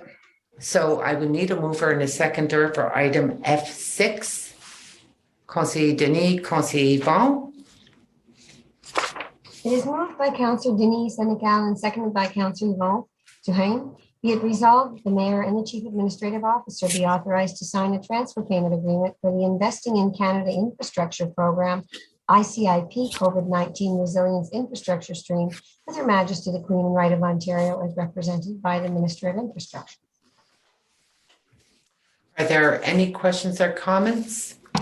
So, Yes, Conseiller Lise? so it's with COVID money that we will receive, but we need an agreement and a resolution passed for that. Is that what it is? I'll pass it on to our Director of Corporate Services to give us an overview. So this is actually funding that we talked about long ago. It was the yeah, it was the money that they gave us, but we had to apply for the project in order to justify why we were getting the money. And it has just taken this long for them to get the agreement to us. So we were approved long ago. It's just taken this long to get the agreement. That's right. So For you, Madam Mayor, may I ask a question regarding that to our corporate service director? yes, you may. Madam, my question is, so are we talking about the unit for the arena? It is the HVAC project at the complex. Okay. Yes. Yeah. So, This was the funding that we were talking about pertaining to the project for the HVAC. And we said no to the project because we wanted to wait until we would get the money. We did get confirmation we were getting the money, but then finally we got the official agreement. Is that correct? Okay. Are there any further questions or comments? None? Any objections? Aucune objection? None? Carried. Adopted. Now, there was a suggestion recommendation for a recess. I would need a mover and a seconder. Conseiller Lise, Conseiller Rowley. 10 minutes. It is moved by Councillor Lee Senecal and seconded by Councillor Larrabee. At approximately 7:57 p.m., a motion was tabled for a 10-minute recess, following which council will continue. yes. Okay, Conseiller Lise. Well, you know what? I need, we did not have dinner, so I need more than 10 minutes. We usually have 15 minutes. What's the difference tonight? So I'm Okay, asking so 15 there's a minutes like we record. usually- Okay, Conseiller Lise, thank you for the information. Customarily, past practice, we've been going with 15 minutes. And that's, we need 2/3 majority. Customarily, that's what we've been putting forward on the resolution. On a besoin de tiers pour adopter 15 minutes parce que nos politiques de procédure disent 10 minutes. Mais c'était une pratique continue dans toutes les réunions d'accorder un 15 minutes de relâche. Est-ce que vous êtes d'accord avec un 15 minutes de relâche? Do you agree with a 15-minute recess? Any objection? None? Yep. Okay, so I see one objection. It's still carried because you need 2/3 and 2/3 is 6 and 6 are in favor for 15 minutes. Thank you. Fermez vos micros, les amis.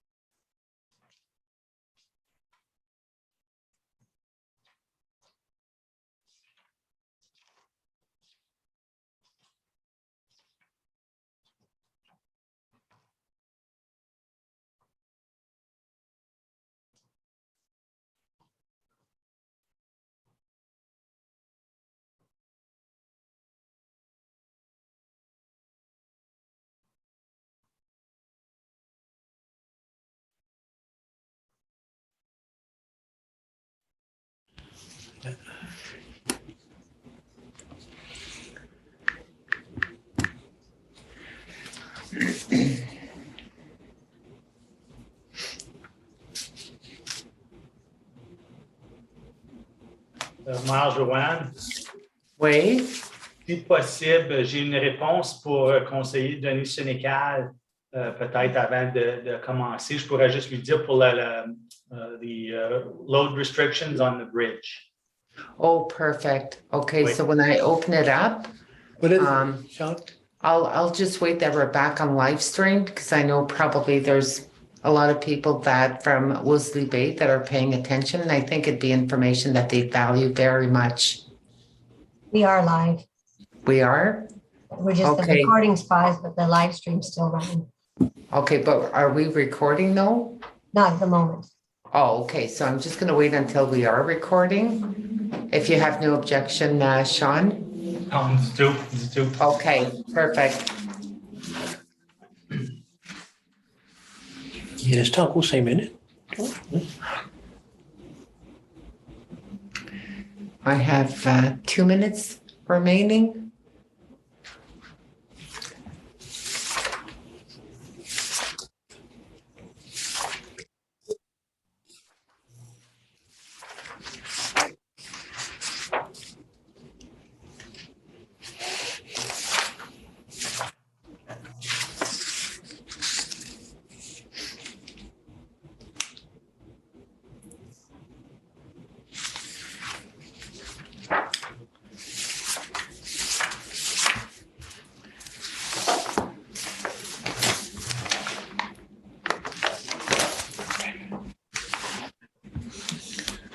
Okay, so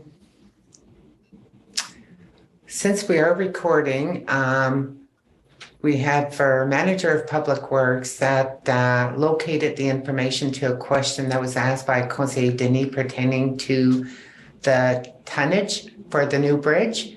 So I think it'd be, I'll pass it on to Monsieur Demiat if he wants to share the information with us, since it was a question that was asked. So it's all yours, Sean.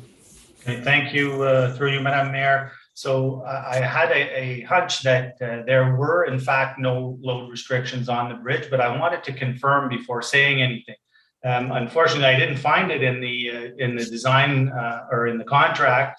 So I did manage to reach the design engineer, and he did confirm to me that the reason you can't find a load restriction in the contract is because there is no load restriction on the bridge. So basically, any legal vehicle that's allowed on the highway will be allowed over that bridge. Thank you, Sean, for that. Okay, so now we proceed with planification, and I'll pass it on to the Chair of Planning, Councillor Denis, to be able to proceed with this committee. Thank you, Madam Mayor. I think it's Melanie that has an update on the Old Ditch property. Thank you, Mr. Chair. Mr. Chair, I think the memo that I provided, as council was aware, we had a request a couple of months ago to purchase some property, and at the time that the request came in, we didn't have all of the information. However, we've now verified the fact that the property, the encroaching structure does not meet the zoning bylaw nor the building code at this time, and will have to be moved regardless of whether council sells land or not. It will have to be moved because it doesn't meet the zoning bylaw nor the building code. So if anybody has any questions. There any, okay, we'll go through Madam Mayor. Just a quick question. The actual structure, we're making reference to a gazebo. So the gazebo is not it is a structure that is movable. Would that be correct? Yes, that's correct. Okay, perfect. Thank you. Chris? So as I said last time, this doesn't sit easily with me because basically it's rewarding bad behavior. This the structure's not code and it's sitting on our property. That's right by the dock. Maybe that's good for parking or something in the future.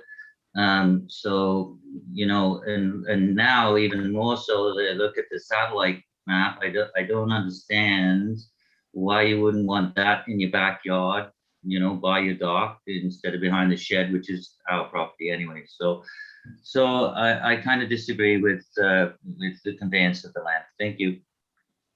Thank you, Mr. Fisher, Councillor Fisher. Councillor Dan.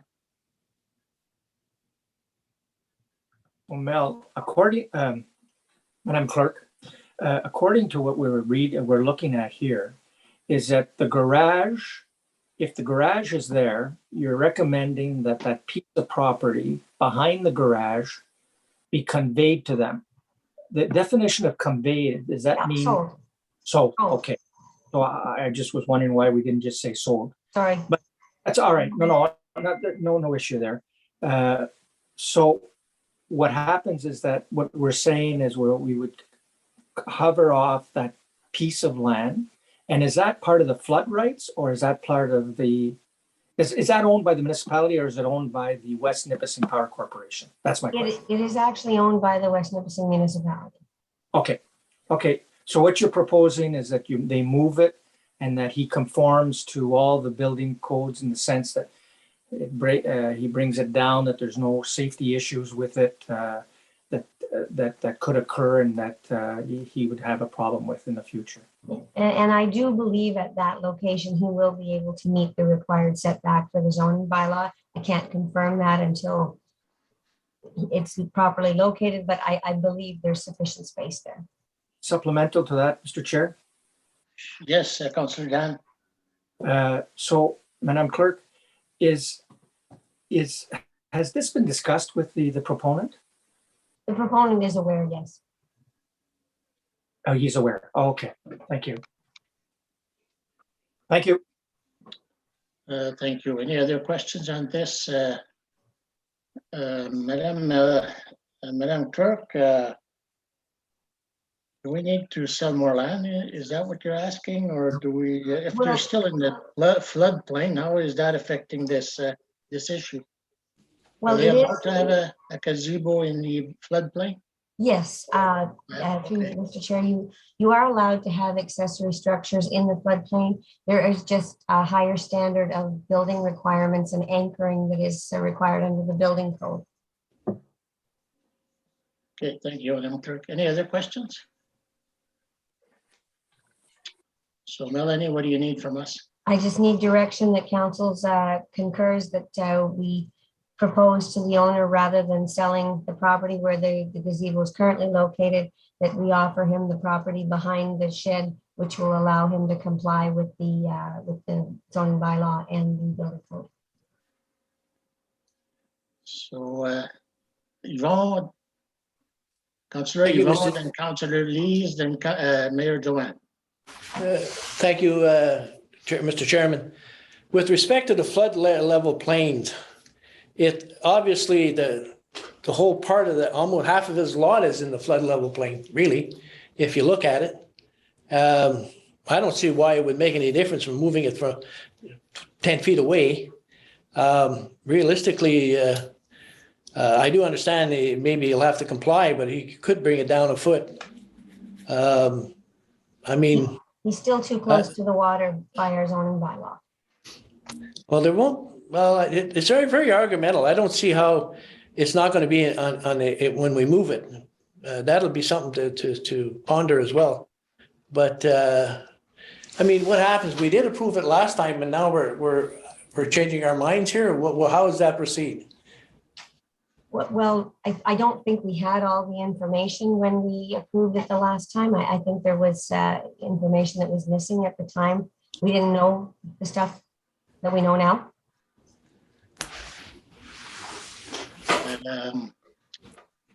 I think Councillor Senecal was next. Okay, merci beaucoup, Monsieur Chair. Through you, Madam Mayor, Madam Clerk, please. Can I ask you a question? I think okay, I just want to summarize, Mel, to make sure that I understand, is that what you're asking is aware of it, That's what you're gonna. He's aware of this memo. Okay, so he's in agreement with that? He knows that he have no choice? Because this he's too close to the water, and so he cannot the zoning bylaw doesn't permit that. He have to move the things, whatever, back. It's still gonna be on a flood zone, but he's aware of that, and he have to move it because. He's aware. I won't say that he's agreeable, but he is aware. But is there any other option? Like any other situation, he could acquire the land and apply for a zoning amendment like anyone else could. But it's up to council as to whether or not they want to convey the land with the existing non-conforming situation. So be it. Next was Madam Mayor. Well, that's exactly the subject that I wanted to broach. The fact that he was interested in purchasing the land because he had the gazebo located on that parcel of land. Is the landowner still interested in purchasing this parcel of property? Yes or no? As far as I'm aware. Okay. And so if we sell the property, he knows that there's going to have to be some tweaking done with the structure, which is Moving it back. moving it back and lowering the structure. So I'm assuming that he's still interested in purchasing the land. I haven't asked him that question. Okay.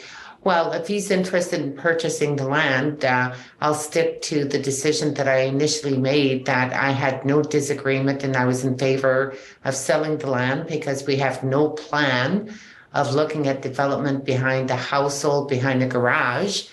And if the proponent still wants to acquire it and wants to look at relocating or doing what he needs to do with the temporary structure, which is a gazebo, well, then he has options, he has opportunities. And I can see that he's got the interest. It's right in his backyard behind his garage. So I don't think that the landowner, if I'd be the respective landowner, that I'd like to see anything occur in my backyard. Madam Clerk. I just was seeking direction on how much land council, and I think our Director of Community Services has a comment on that front. Mr. Chair, can I just maybe try to clarify this? So may I, Mr. Chair?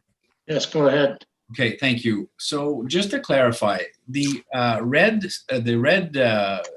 circle, or call it what you wish, is where the gazebo is located now. Regardless, Mr. Gannett's going to have to move that because he's too close to the water's edge and it doesn't conform with our bylaw. What we're saying is if he moves it to where the yellow square circle is, he would be within the rights of the bylaw because he'd have enough setback from the water's edge. But then because he's in a floodplain, he still has to anchor that structure properly as per building code. And if he doesn't want to apply for a building permit, he's got to lower it by a foot, and then it's going to be conforming. So that blue section, that triangle square section of land behind the Mr. Gannett's garage, is what we're saying could be sold to add to his property so that he can move the gazebo, and it would meet all requirements. Now, if Mr. Gannett is not interested in buying that blue portion, then he's got to either move his gazebo right in behind, close to his dock, or between his dock and his house on his own property. But he can't leave it on ours there because it's still our property.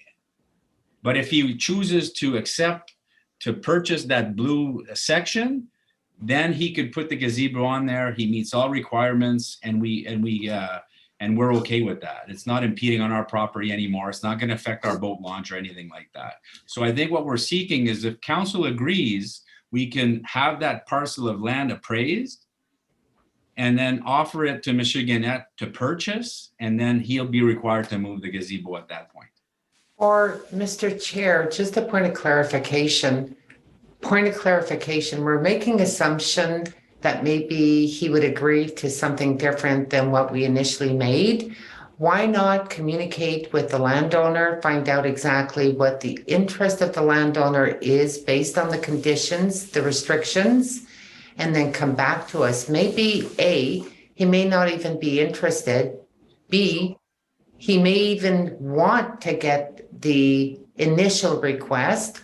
Or C, he may even approve what's being recommended. But the initial request, Madam Mayor, does not apply anymore, because where you see that red circle, we can't sell him that land because it's non-conforming to our own bylaw. The only option he has is to buy that blue square or remove the gazebo entirely off our property. That are the only options that we can provide that will fit within our own bylaw. Okay, but what I'm saying is, why not have that discussion with the landowner and find out what his wish would be? And then if he wants to acquire the land, it can come back to council. But if council gives us the direction to sell that blue section off, we can have that negotiation, that discussion with the landowner. If council says, no, we're not selling that portion, then it's a moot point. He's got to take the gazebo out and move it completely. Okay, I'll pass it on to Councillor Rowley. Or maybe. Thank you, Mr. Chair. From what I see on the design here, definitely he's in the boat launch and is 5 feet from the water's edge. I cannot support something like that, but I would support what council is recommending, what staff is recommending, that we offer him that blue square, and then that would leave the boat launch free and clear, and he could then conform to our bylaw, and that's the important thing, is we have our bylaw and it has to be conformed to. So thank you. Thank you, Councillor Rabi. Councillor Chris. So my concern would be, I understand what Madam Mayor is saying, but from a building codes perspective, we're very strict. And that is a building that's not to code on municipal property. We generally, people do things like that. We things down. So I would be worried about the delay and whatever. We need to come to something. It's not something we just leave there. I don't think so anyway. Thank you. Thank you, Councillor Chris. Councillor Mallette, and then Councillor Lees. Thank you, Mr. Chair. Yeah, the same with the recommendation by that Mr. Poulet has suggested, that we offer him to sell that piece of property and move his gazebo, because he has to move it anyway. So just to give direction to staff to negotiate with the landowner and purchase and then move it. I think that's a fair. Thank you, Councillor Mallette. Councillor Lees.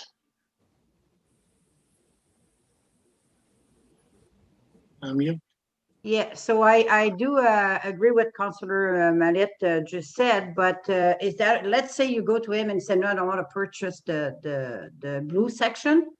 That's what you call it, the blue section. Mm-hmm. So will he be allowed to move his gazebo where it's supposed to be and remain there, even if it's on the municipal lot? Will he be able to? No. We would suggest that he can move it on his own property. Oh, okay. And still adhere to the bylaw as far as the setbacks and the anchoring of the site, but we wouldn't allow him to leave a structure on that property. Okay. And how that all came about here. So one way or the other, you have to move the structure. Now there's offer on the table for him to buy that section. Have it assessed, and okay, I got it. Okay, Councillor Dan. Thank you, Mr. Chair. So essentially what you're proposing, Director of Social Service, not Social Services. What's your position again, Mr. Community Services. Community Services. What you're basically offering is a compromise, and saying that we can't do what you requested, but we'll sell you the piece of property that's behind the garage. You'll be you'll be conforming to all our bylaws, and everybody. Well, then we won't go and not confiscate, but take his gazebo away from him. Is that what Yeah, and we're making, and we're not impacting the public boat launch as well. Okay, thank you. Just, So, Councillor Rowley. Thank you, Mr. Chair. I'm just looking at that design and that blue square. Is it far enough from the water's edge at that point where he's at? I believe so. Obviously, that will have to be verified, but I Okay. believe so. can I just have a comment, Madam Mayor. Mr. Chair? Yes, Madam Mayor. I was hearing that it would free up the boat launch. When I did a site visit, where I went to the boat launch and tried to see if I could visualize the gazebo, I wasn't able to see the gazebo. So, like, I was at the actual dock at the end of Holditch, where the boat launch is. And if you're standing at the dock, and if you want to see that gazebo, it's not something that comes to eye, because I looked around to see if I could see the gazebo and I don't see it. So I have a challenge to say, or I have a challenge to agree that it's an obstruction to the boat launch when it's not visual from the boat launch. Well, I think, Madam Mayor, we had discussed that, and I don't think it's impeding on the boat launch, the launch. Okay, Well, so I just wanted there's to, no issue with the boat launch, Madam Mayor. well, the reason I bring it up is because I heard that comment saying that, you know, it's an obstruction to the boat launch, but you don't even see the gazebo from the boat launch. No, it's not. Okay. All right. So, Madam Clerk, do we all in favor of offering the land for sale? And see what he says? Is yea and nay? All in favor, raise your hand. 1, 2, 3, 4, 5. It's 5. With the And if there is some further discussion, it'll come back to this table. okay, If he's agreeable, we'll just proceed according to our disposition bylaw. thank you, Madam Clerk. I give you back the floor, Madam Mayor. Thank you, Mr. Chair. We move on to emergency measures, public safety, mesures d'urgence, sécurité publique. I'll pass it on to the chair, Councillor Chris. Thank you very much. I have 3 items. The first one is an accessibility item, and I believe what we're looking for here is a recommendation from staff. It's on John Street, and it's to do with accessibility over the bridge. And I am going to hand this over to Councillor Foley and to explain. Thank you. Thank you, Mr. Chair. I received calls from, since I'm sitting on the accessibility committee, I received calls that the bridge on John Street, the sidewalk, the widest part of the sidewalk, there's 2 sidewalks, one on each side of the road on that bridge. And the widest part is too narrow. Now you see an increase in the battery operated wheelchairs, and putting a wheelchair on there, people cannot walk beside it because they got to go onto the road. So I would like to send this to Monsieur Ramial, our manager of public works, see if he could accommodate the roadway if the bridge is designed to widen the sidewalk or eliminate the sidewalk on one side that is barely used and bring it over onto the other side, so make that one sidewalk way wider, so it would alleviate the problem of those wheelchairs, because there is an increase, like I said, in those electric chairs. So it's causing a danger to the pedestrian and to the people on those chairs. Thank you. So before I open it up for questions, Councillor Larrabee, I believe there was also, when we spoke about it, you mentioned that there is a bump or a curve there as well. At the approach to the bridge, there's it's quite steep. So their recommendation would also to slope it into a gradually, so these chairs would not have less problems. So what I'm seeking is the direction from council to send this to Public Works, to Sean, to see if the structure of the bridge could be fitted in a way to accommodate wider chairs on those sidewalks. Thank you. Councillor Duhaime, I believe you had your hand up. Thank you, Councillor Fisher. Yes, I agree. Send it to the Public Works Department, have them look at it, make a report and come back. Yes, let's get some details and see whether or not it can be done. Thank you, Mr. Chair. Councillor Lee Seneca.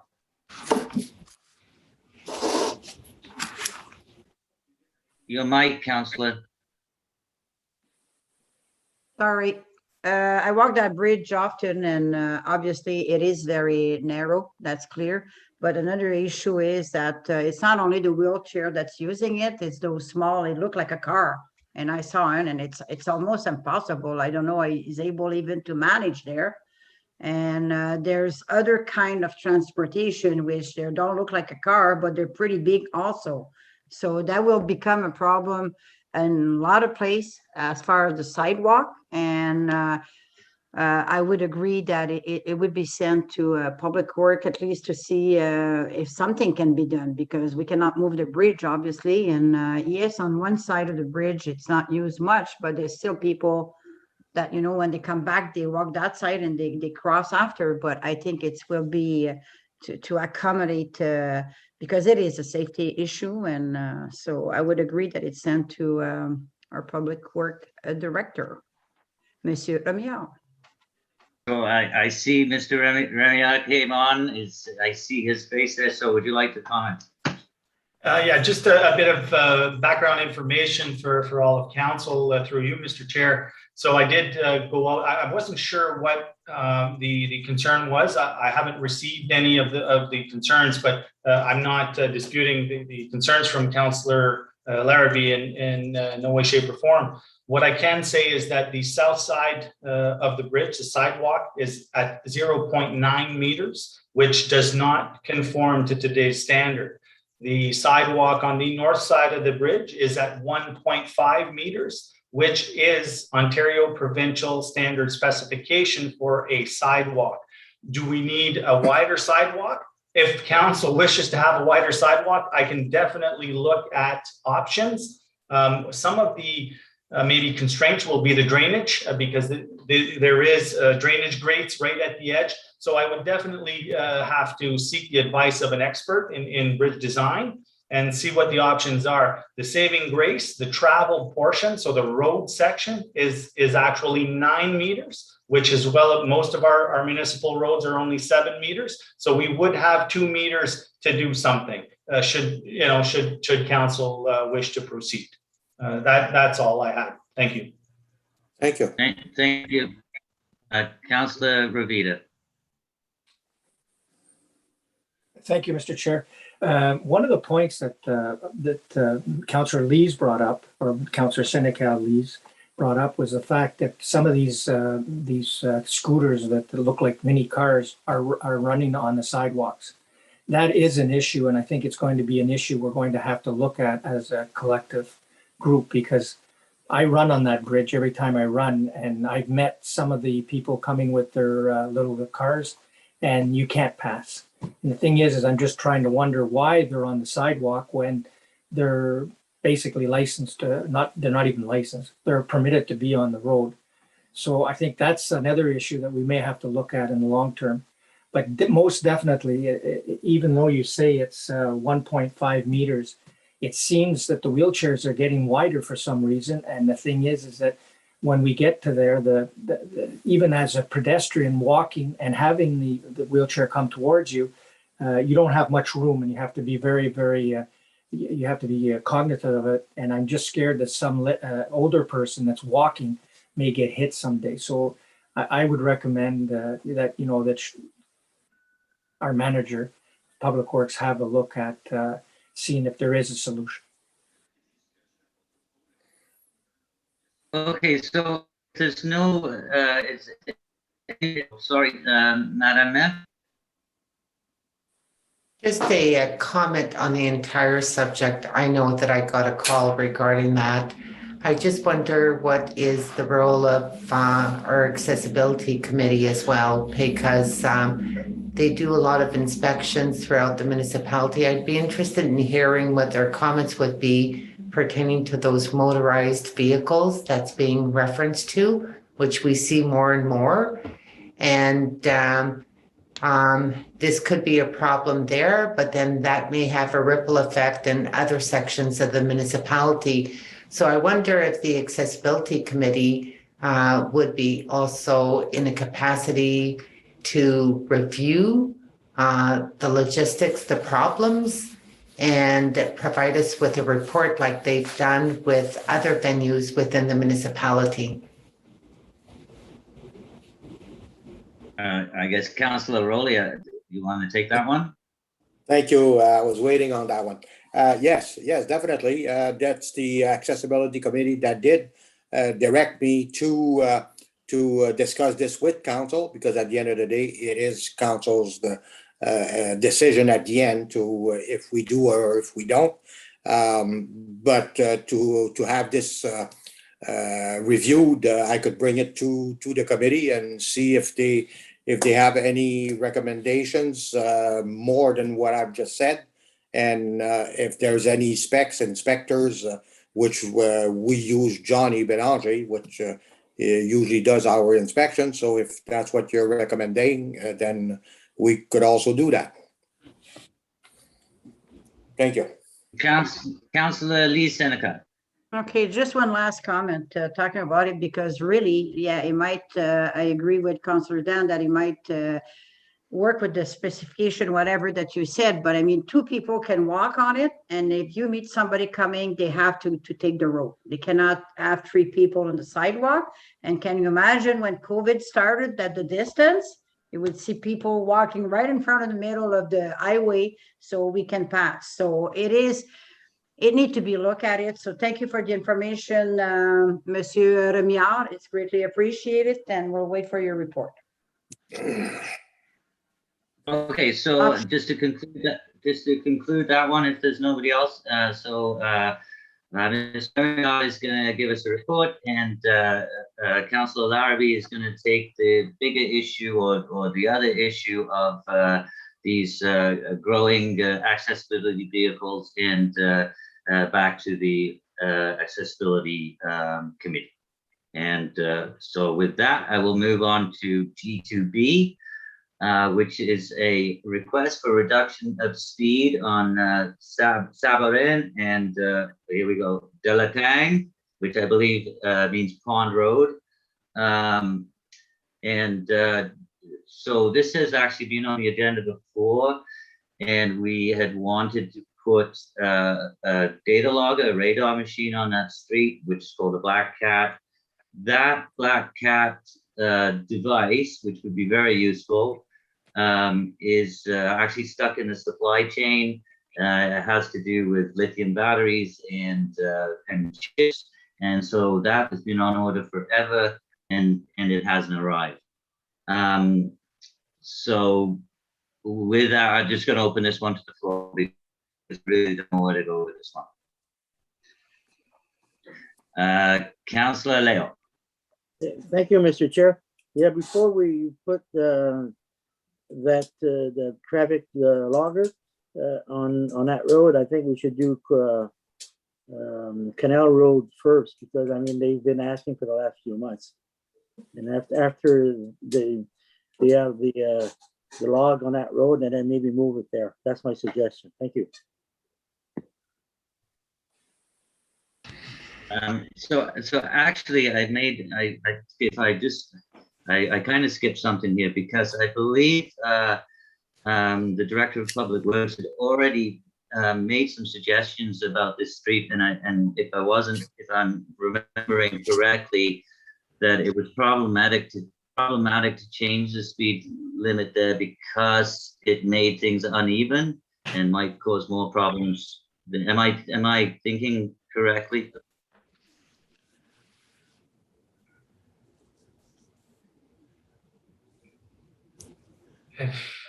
John, is there a, Councillor Chris? I think we lose the chairman. Okay, I think in the absence of the chair, we have our Public Works manager that wanted maybe to speak on the subject matter. So would it be Right. fair to pass it on to you, Sean, so you can provide us feedback on after receiving this request and what are the options, alternatives that council can consider? Sure. So through you, Madam Mayor, or through you, Mr. Chair. I think we have him back. Yeah, sorry about that. My internet went down. Okay, so the data logger that I'm referring to on my memo are actually municipally owned data loggers. They're not as fancy as the Black Cat because timing is not collected. So basically, it collects cars going by. It gives us vehicle counts. It gives us max speed, average speeds, 85 percentile speeds, as well as a number of other data that it can collect. Now, to be consistent, I don't think that we, when it comes to traffic engineering, you need to be consistent with signage, with speed limits. If we have varying speed limits on different streets, and anytime that we get a concern for speeding, we knee jerk and change the speed limit, we're going to cause confusion in our community. And the Ontario traffic manuals strongly recommend that you remain consistent throughout Ontario, because it's not only our residents, it could be out of town drivers that, and the inconsistency will cause issues down the line. Now, my recommendation would be to install the data logger and to see if there's an actual speeding a valid speeding issue on Sabourin, or sometimes it's a couple of locals that tend to speed, or sometimes it's people taking shortcuts. But we should probably not knee-jerk change speed limits without collecting data first, and then I can provide the data to council, and for council to make an informed decision at that time. Only my recommendation. 100% council decision, and I will leave you the floor. Thank you. So I'm having an issue here. I can only see some people. So, Madam Mayor, could I hand over the chairship of this to you, please? No problem, Councillor Chris. I'll just proceed to open the floor for questions. I see Conseiller Dan, Conseiller Chris, and Conseiller Rowley. Conseiller Dan. Thank you, Madam Chair. This is not a trick question, Mr. Rémillard, but it's east of 64 Sabourin Road. Is that 40 kilometers or 50 kilometers? 50 kilometers to my knowledge. Okay, good. I would have to review the bylaw, but to my knowledge, 50. I failed to go and check, and I was going to go and check, but because one of the problems that I'm hearing from the people that are on that road, it's that since we redid the road, and thank you very much for getting it done, people seem to be speeding, and unfortunately, it seems to be some of the locals and somebody using it as a shortcut. So I think that you're on the right path, doing the research that you want to do, determine where we're at with it, how many cars are really going fast, and that way we can have a real educated change to it. Because if the other side is not 50, then we'd have to lower the other side also. Then we'd have to then we'd have to go down the Deviate and change that one too. So I now understand how complex it is, and I hadn't realized that. So I will be answering to the questions that I've been getting from residents, saying that it's not just an easy thing where you boop, change it to 40 kilometers. So thank you for your information. It was very enlightening. Councillor Elise, I think you had mentioned some people before me, Madam Mayor. I think it was yourself and then Councillor Rowley. Okay. Yeah, okay. So, well, I think I'm going to direct my question to Monsieur Remillard, if I can, Madame Chair. Yes. OK, ma première question, Stéphane, Monsieur Remillard, mais Stéphane. My first question, première question, c'est Sabron et 50, OK? Quand tu t'en vas en ville comme tu as Deviate, tu as Bélanger, tu as Salter, c'est quoi le speed limit? C'est-tu 40 ou 50? La speed limit est 40 unless otherwise posted. OK. Okay, c'est ça qui est le bylaw, that's the wording in our bylaw. Okay. Highway 64 coming in from Field is somewhat confusing because we have at the town limit a sign that says 40 kilometers unless otherwise posted. And then immediately after, we have a posted speed limit of 50 kilometers an hour. So for some, it is confusing for some, but it's not wrong because we need to demarc the old town of Sturgeon Falls, which was 40 unless otherwise posted. Each limit, just past Coursol on 17 will have it. There's, I think the one coming in from Verner, there's a sign there that says 40 kilometers an hour unless otherwise posted. But if it's posted subsequent to that at 50, the road is posted at 50. So there is some confusion there, but so Highway 64 coming in from Field is 50 kilometers an hour. OK, mais quand tu t'en vas par fil, c'est 50, mais quand tu t'en viens, c'est 40. No, it's still 50. The sign that says 40 kilometers an hour, it's only to notify people that all streets are 40 kilometers an hour unless otherwise posted. And that street is posted at 50. Okay, yeah, okay, I did understand that. Okay. But the fact remain every time, and I go to field quite often. I mean, and the last time I came back, when the sign was flashing 40, the people in front of me, I was going 80 beside him, and he passed it on 85. So, and very dangerous. So that should be 40, and it should be 40 when you turn to go to field also, because that's we're experimenting. People start, and I know that's not yours because it's MTU. I know that, but I think we had discussed that maybe a request will be sent to MTO to ask them to put it on 40. No? Are we? We're talking about the same section. Okay, I thought we were talking about yeah. Well, no, but you brought up Field, and that's why I asked you a question about it. Okay, I did not brought it up. No, I'm sorry. I was trying to explain why the confusion with the 40 and the 50 sign. Okay, you did very good. You did very good. Thank you. Okay. So what I did retain from you, Councillor Elise, is that you asked the question, are there other roads within the municipality that are at 40 instead of 50? Right. And according to the information, there are some within town that are 40. And it should be. Councillor Rowley? Thank you, Madam Chair. I support what you're saying, Mr. Ramial. I think it's got to be consistent on our speed limit, and I know people get impatient on this, but we must not. This black cat device is coming. It's coming down the pipe, and reading up a little bit on it, it will tell you the time that the speeding is going on that street. It'll give you all the details, so the officers will know exactly when to be there to catch the speeders. It's repetitive, so I think we just need to be patient, and I support what Mr. Ramial is telling us. Thank you.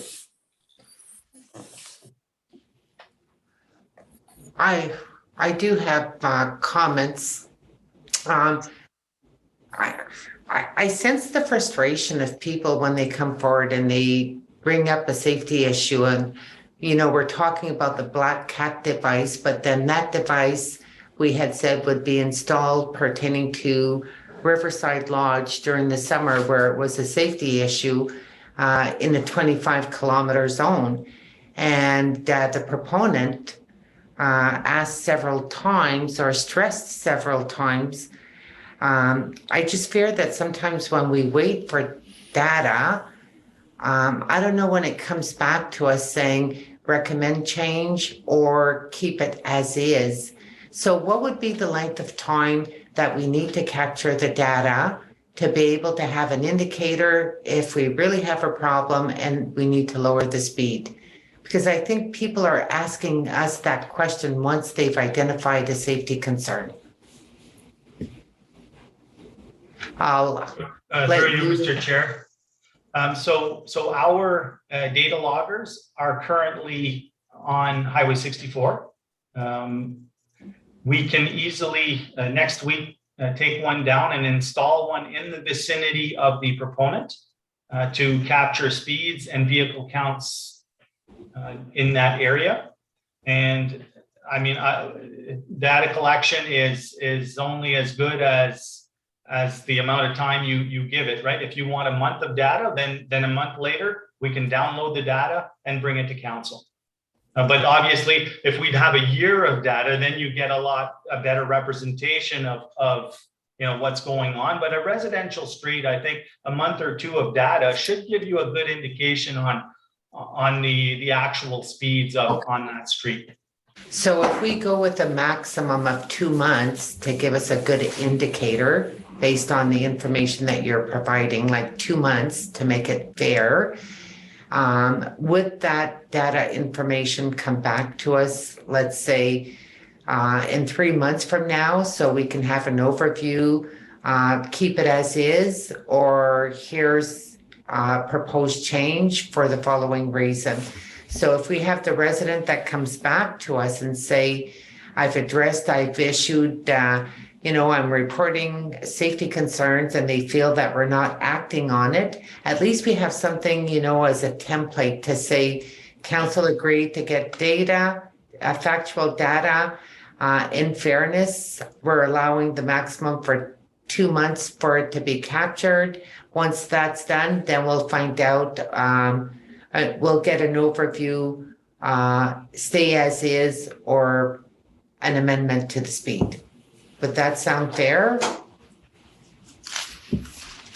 Sounds fair to me, Madam Mayor. Okay. So would council agree that we give direction to Public Works to gather 2 months of data and wait for the findings of that data to find out if there's any suggestion or recommendation, or it remains as is? Yes, let's go for it. Okay, I see no objection. Okay, so that's providing you direction. Okay, thank you. The other subject matter is OPP grand opening update. And I'm making the assumption that doing a tour of the new building that was coordinated before they moved in, the detachment commander identified that the grand opening would be within the jurisdiction of the municipality because the municipality owns the building, but that there had to be coordination between the municipality and between the OPP because there are protocols. So I'm assuming it's either our Director of Corporate Services or our CEO that has made the dialogue with the proper authorities. So I'll pass it on to our Director of Corporate Services or CEO to provide us with an update.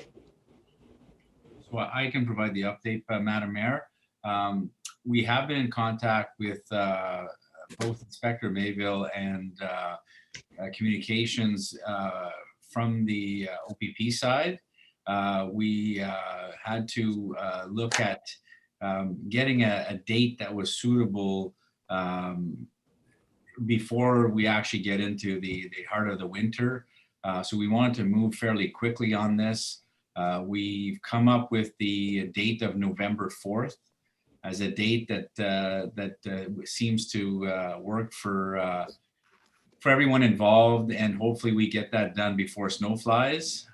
We have been working with the OPP, the folks at OPP Communications on protocol and whatnot. We're still in the early stages of our planning, but we can confirm to council that Thursday, November 4th, all the information will be sent to council shortly by end of this week. We're looking at, we will work with you, Madam Mayor, to look at the list of invitees. We have a preliminary list of invitees, but we want to make sure that we include as many people as we can. It will be a grand opening that is by invitation only. It will not be a public event. We will obviously invite media, and we want to ensure that we continue to follow COVID protocols and guidelines. So we will not open this event and allow the public to join us. So again, more information to follow in very short order as we're continuing to plan along with the assistance of our friends at the OPP, and we will be in touch shortly with more details, more information and agendas and whatnot, and how the day is going to proceed in very short order. Okay, thank you for the update. Just a quick comment. I do know that we were privileged to be able to visit the building when it was unoccupied. And it was quite interesting, and a beautiful building, beautiful facility. And when there was a release that was done in the media regarding that, a lot of people echoed that they'd love the opportunity to see the inside, but knowing that it's COVID, there was a suggestion maybe a virtual tour, if that could be coordinated. And I do know that Conseiller Denis Sénécal had issued the comment to the detachment commander and colleague on the police board to find out if there was an opportunity for this to be done. I think the public would appreciate that. I see that our CEO maybe has information to that subject matter. Did you raise your hand, Mr. Barbo? Yes, I did. Okay.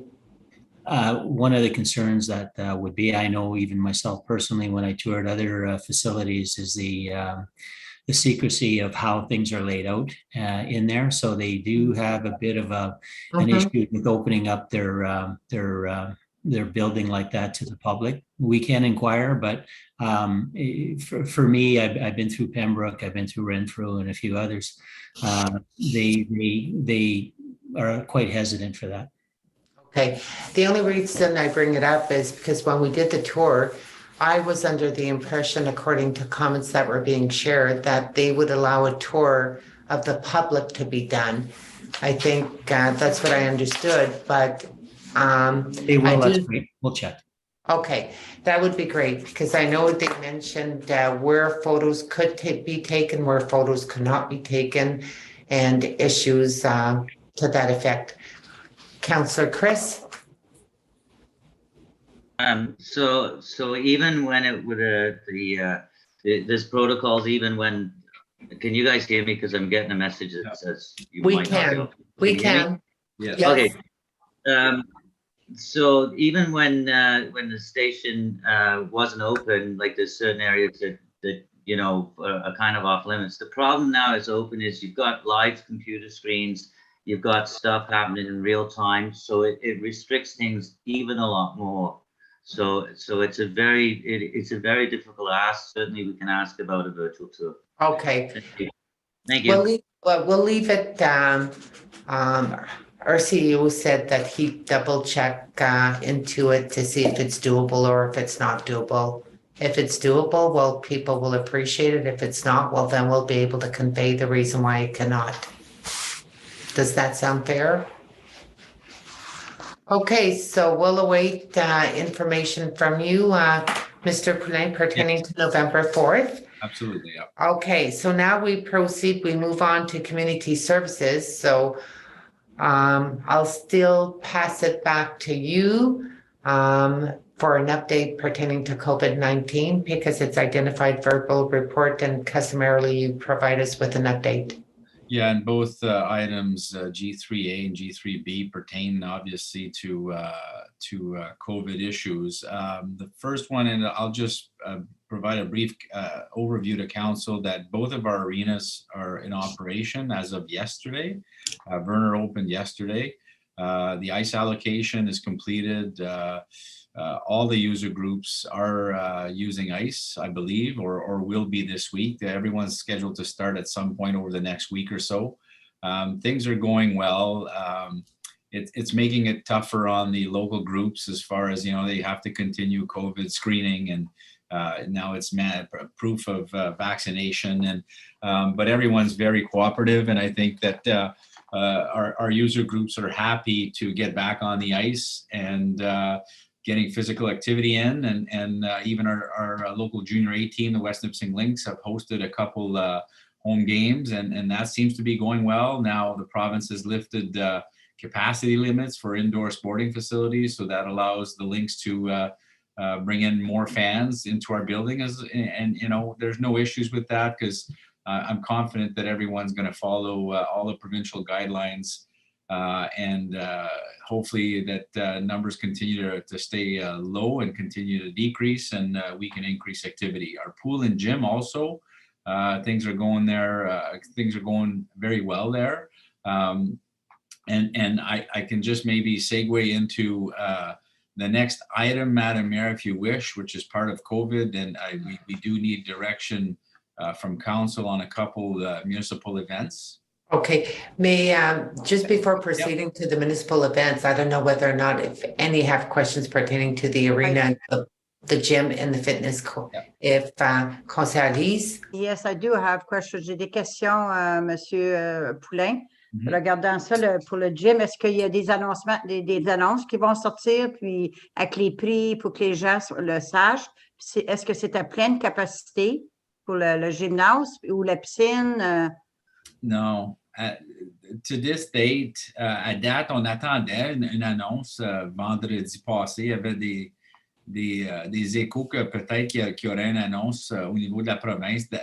The announcement never happened. We're still expecting something to come out this week that might impact gym capacity.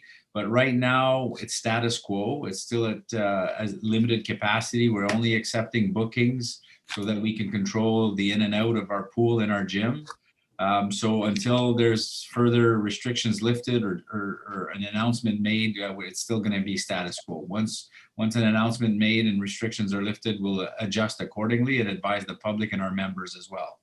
As far as pricing for the pool and gym, it remains a per session thing. You have to buy 10 passes. When you're up, you buy some more.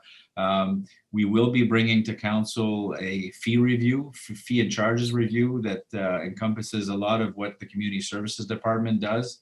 So there'll be an opportunity for council to look at fees and charges moving forward. Thank you, Monsieur Poulain. Just two quick questions before moving on to the events. Public skating, with the arenas being both open, do we still have public skating available for anyone within any resident that would like to do public skating? And if not, why not? Right now, we are not, because of the restrictions in place and the capacity, even limits that we have on the ice, and the ability to check for proof of vaccination at the door and ID. We weren't set up to be able to host or to run municipal programs. We would, now that we're getting a bit more information on guidelines and whatnot, maybe if we allow the user groups to start using the ice, even now we're allowing groups to use our showers. It's a lot to take in right now. I would recommend that hopefully we can in the future get back to municipal programming, but right now we don't have the manpower to properly police our own programs. The user groups, they have volunteers checking everyone coming in at the door. They're screening their own members, but right now we're not equipped. But we have posted for rink attendance, and hopefully we can hire some new staff to assist our rink staff to be able to police the guidelines properly to ensure everyone's safety. So okay. I'm not saying that municipal programs are not going to happen, but it's just we need some time to build up to that. Okay, well, the reason I bring it up is we have a lot of seniors that always enjoyed public skating throughout the afternoon. I just find it unfortunate that the ones that did get vaccinated, that did all the effort to protect themselves, uh, don't have access to this recreational activity. Um, I think I'd love to have, maybe not tonight, but in the near future, have that discussion amongst council, because if we can hire students to assist with screening or whatever, I think we shouldn't be shutting the door indefinitely. My main concern is indefinitely, because there is a demand.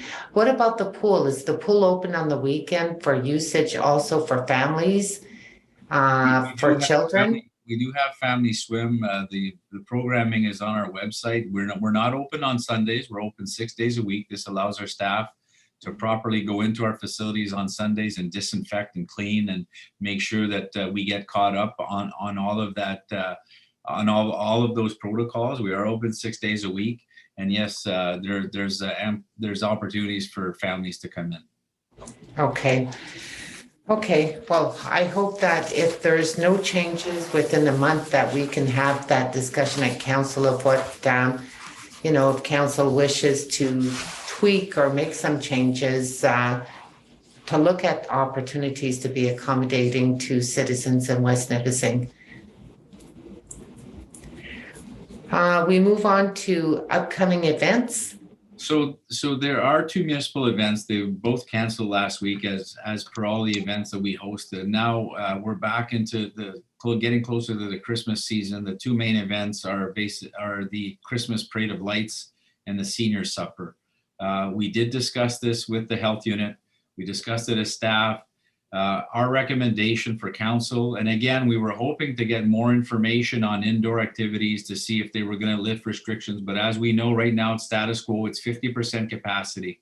What we're recommending to council is that we think we can offer and we could proceed with a Christmas parade and ensure everyone's safety. Obviously, we're going to request that the people attending the parade cooperate with us.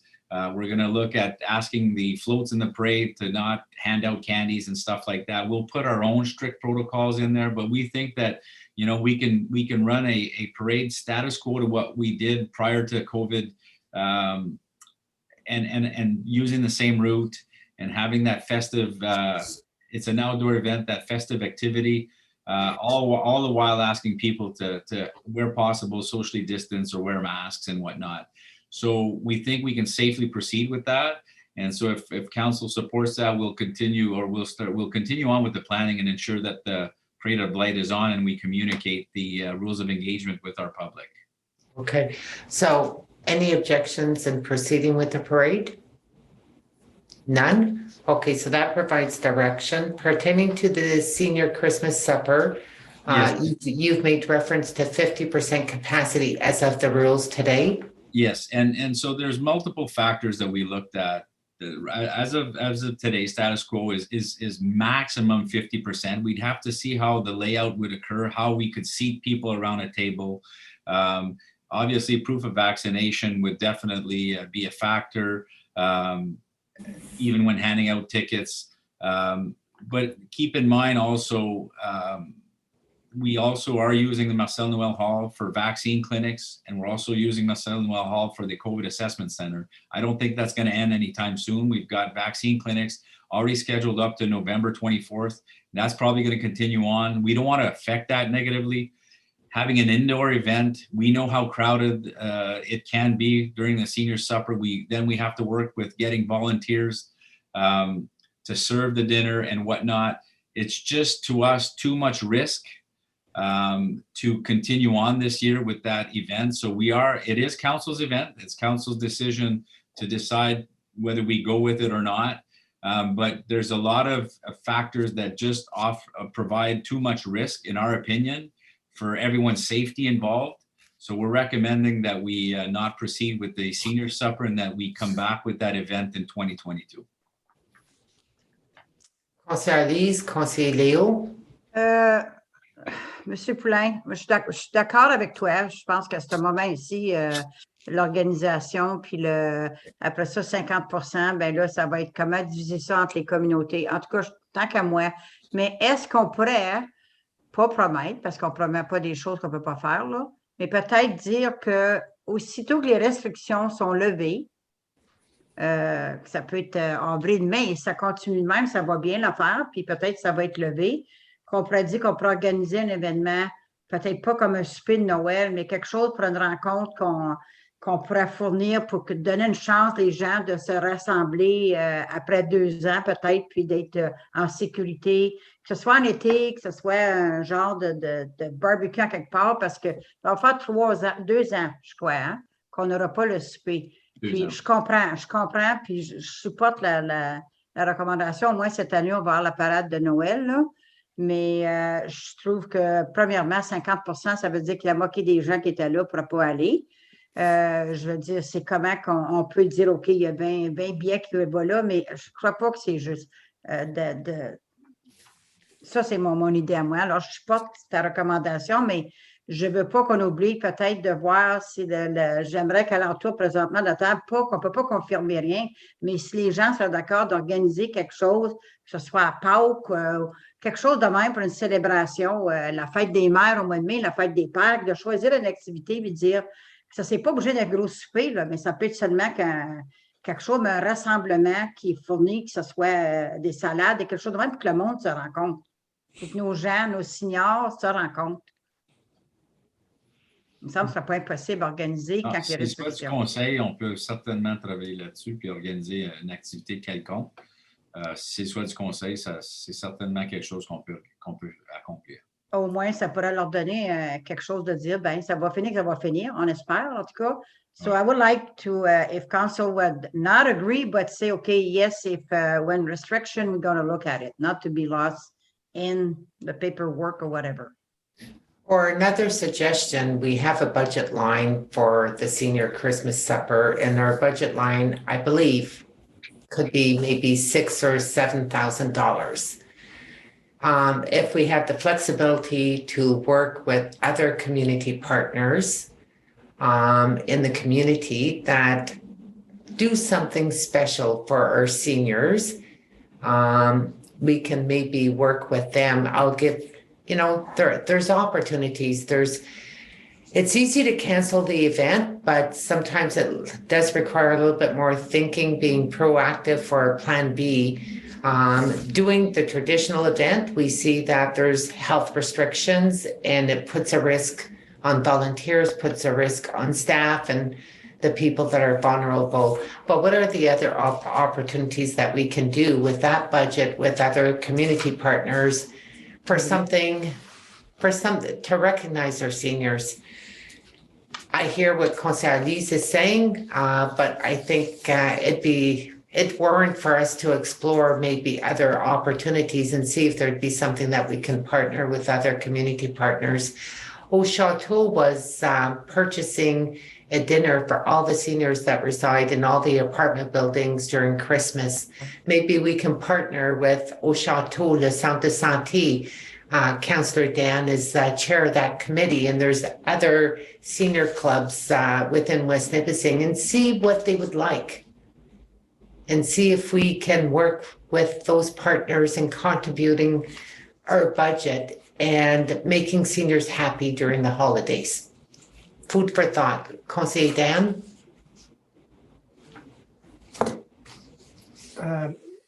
I tend to not disagree with you, Madam Mayor, but I tend to agree with Councillor Lise. If we did tell them that there's going to be an event specifically for the seniors and having the seniors together, because I thought the whole idea of having it together was to have them together, not separate.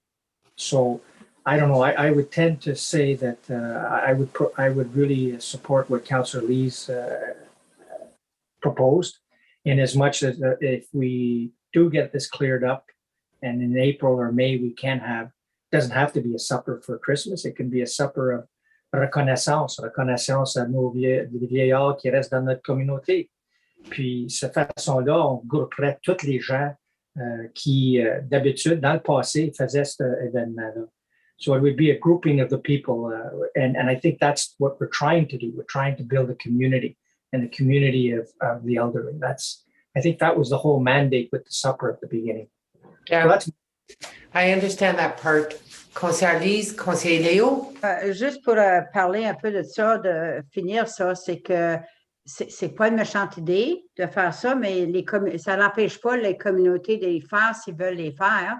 N'oublie pas qu'ils vont avoir les mêmes restrictions de 50.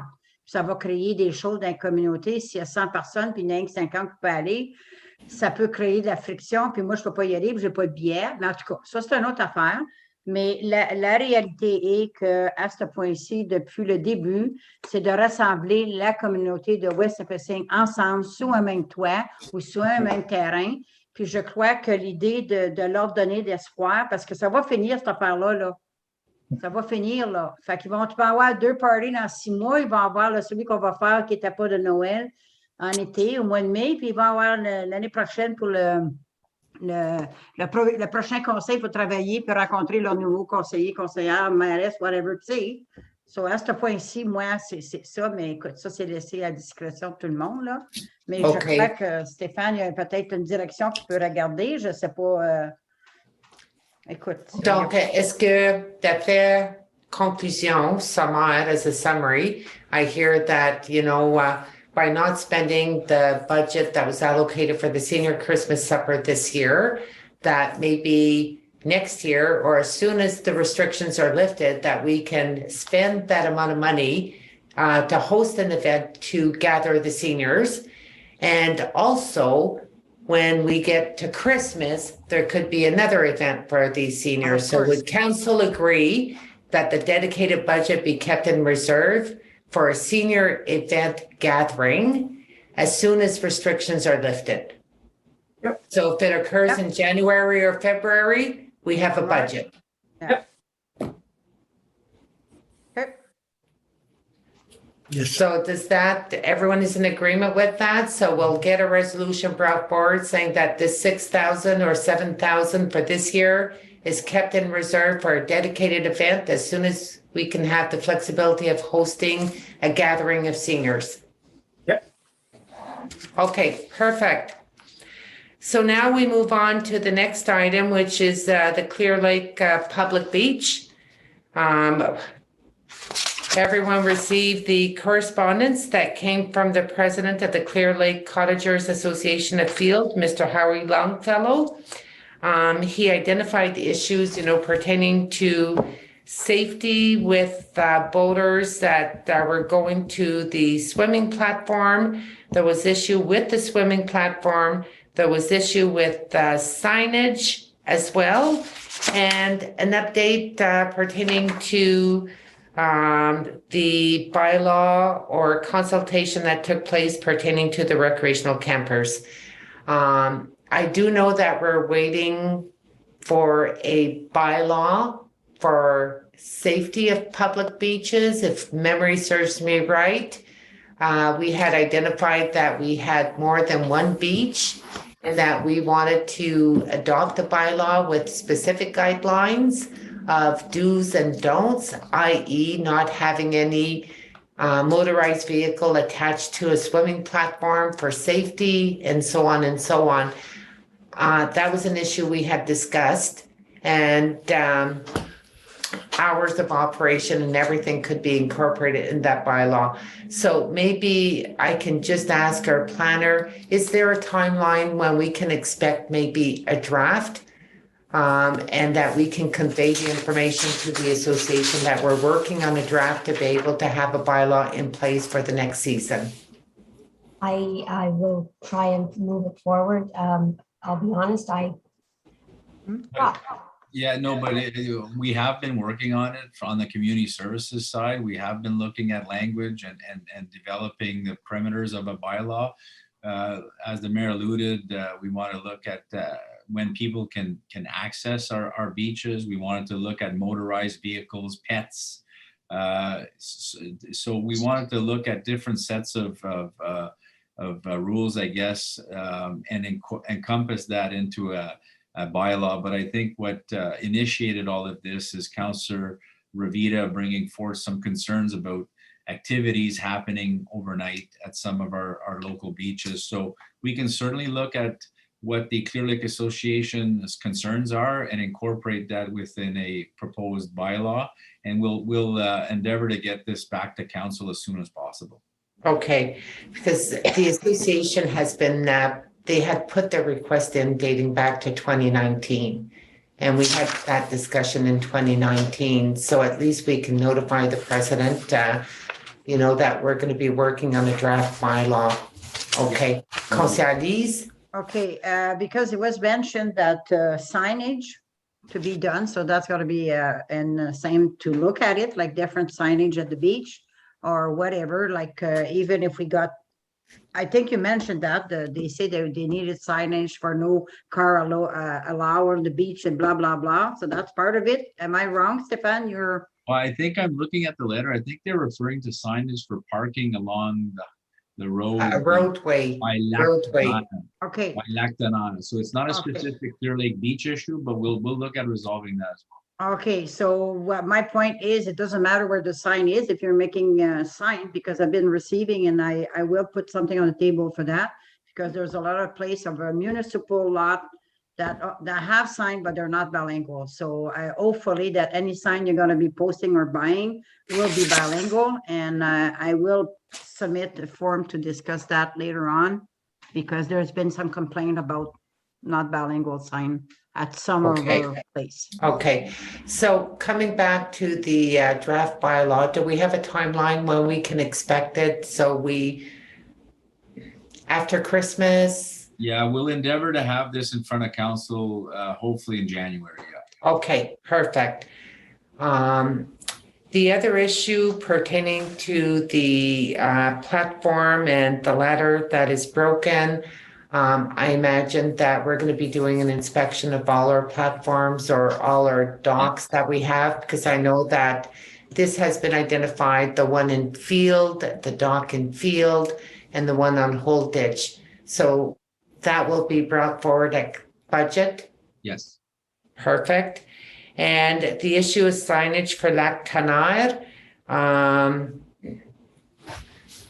Is it possible that that be referred to Public Works for review and update? I'm not even sure if that sign is up or not up. I'm not 100% familiar with that situation. I think that we had an agreement a couple of years ago with a private landowner across the boat launch on Lac Tana, the public boat launch, to allow boats and trucks to park. So I'll work with Mel and with Sean on getting the particulars around that and to see where signage and where we can and should put signage to try to ease some of their concerns, but we'll get on that for sure. Okay. Councillor Chris, did you have any comments on that subject matter? Just, I think Ms. Poulin just covered it. We did discuss the signage there. It has to do with the boat launch and the fact that it's pretty popular and people are parking their trucks and trailers along the road. We came to some kind of agreement, but it was so long ago. Thank you. Yeah. And I know that we had done some remedial work, maybe to expand, to show a dedicated space, but it's becoming a safety issue. So we can expect an update. So after review with our manager of Public Works and see what other measures or strategies can be adopted to make that area conducive and safe. Any disagreement? Everyone is in agreement with that? No further question? Okay. So Mayor, excuse me. Yes, It's that time, Madam Mayor, for a resolution. It's, if I got it correctly, it's 2128.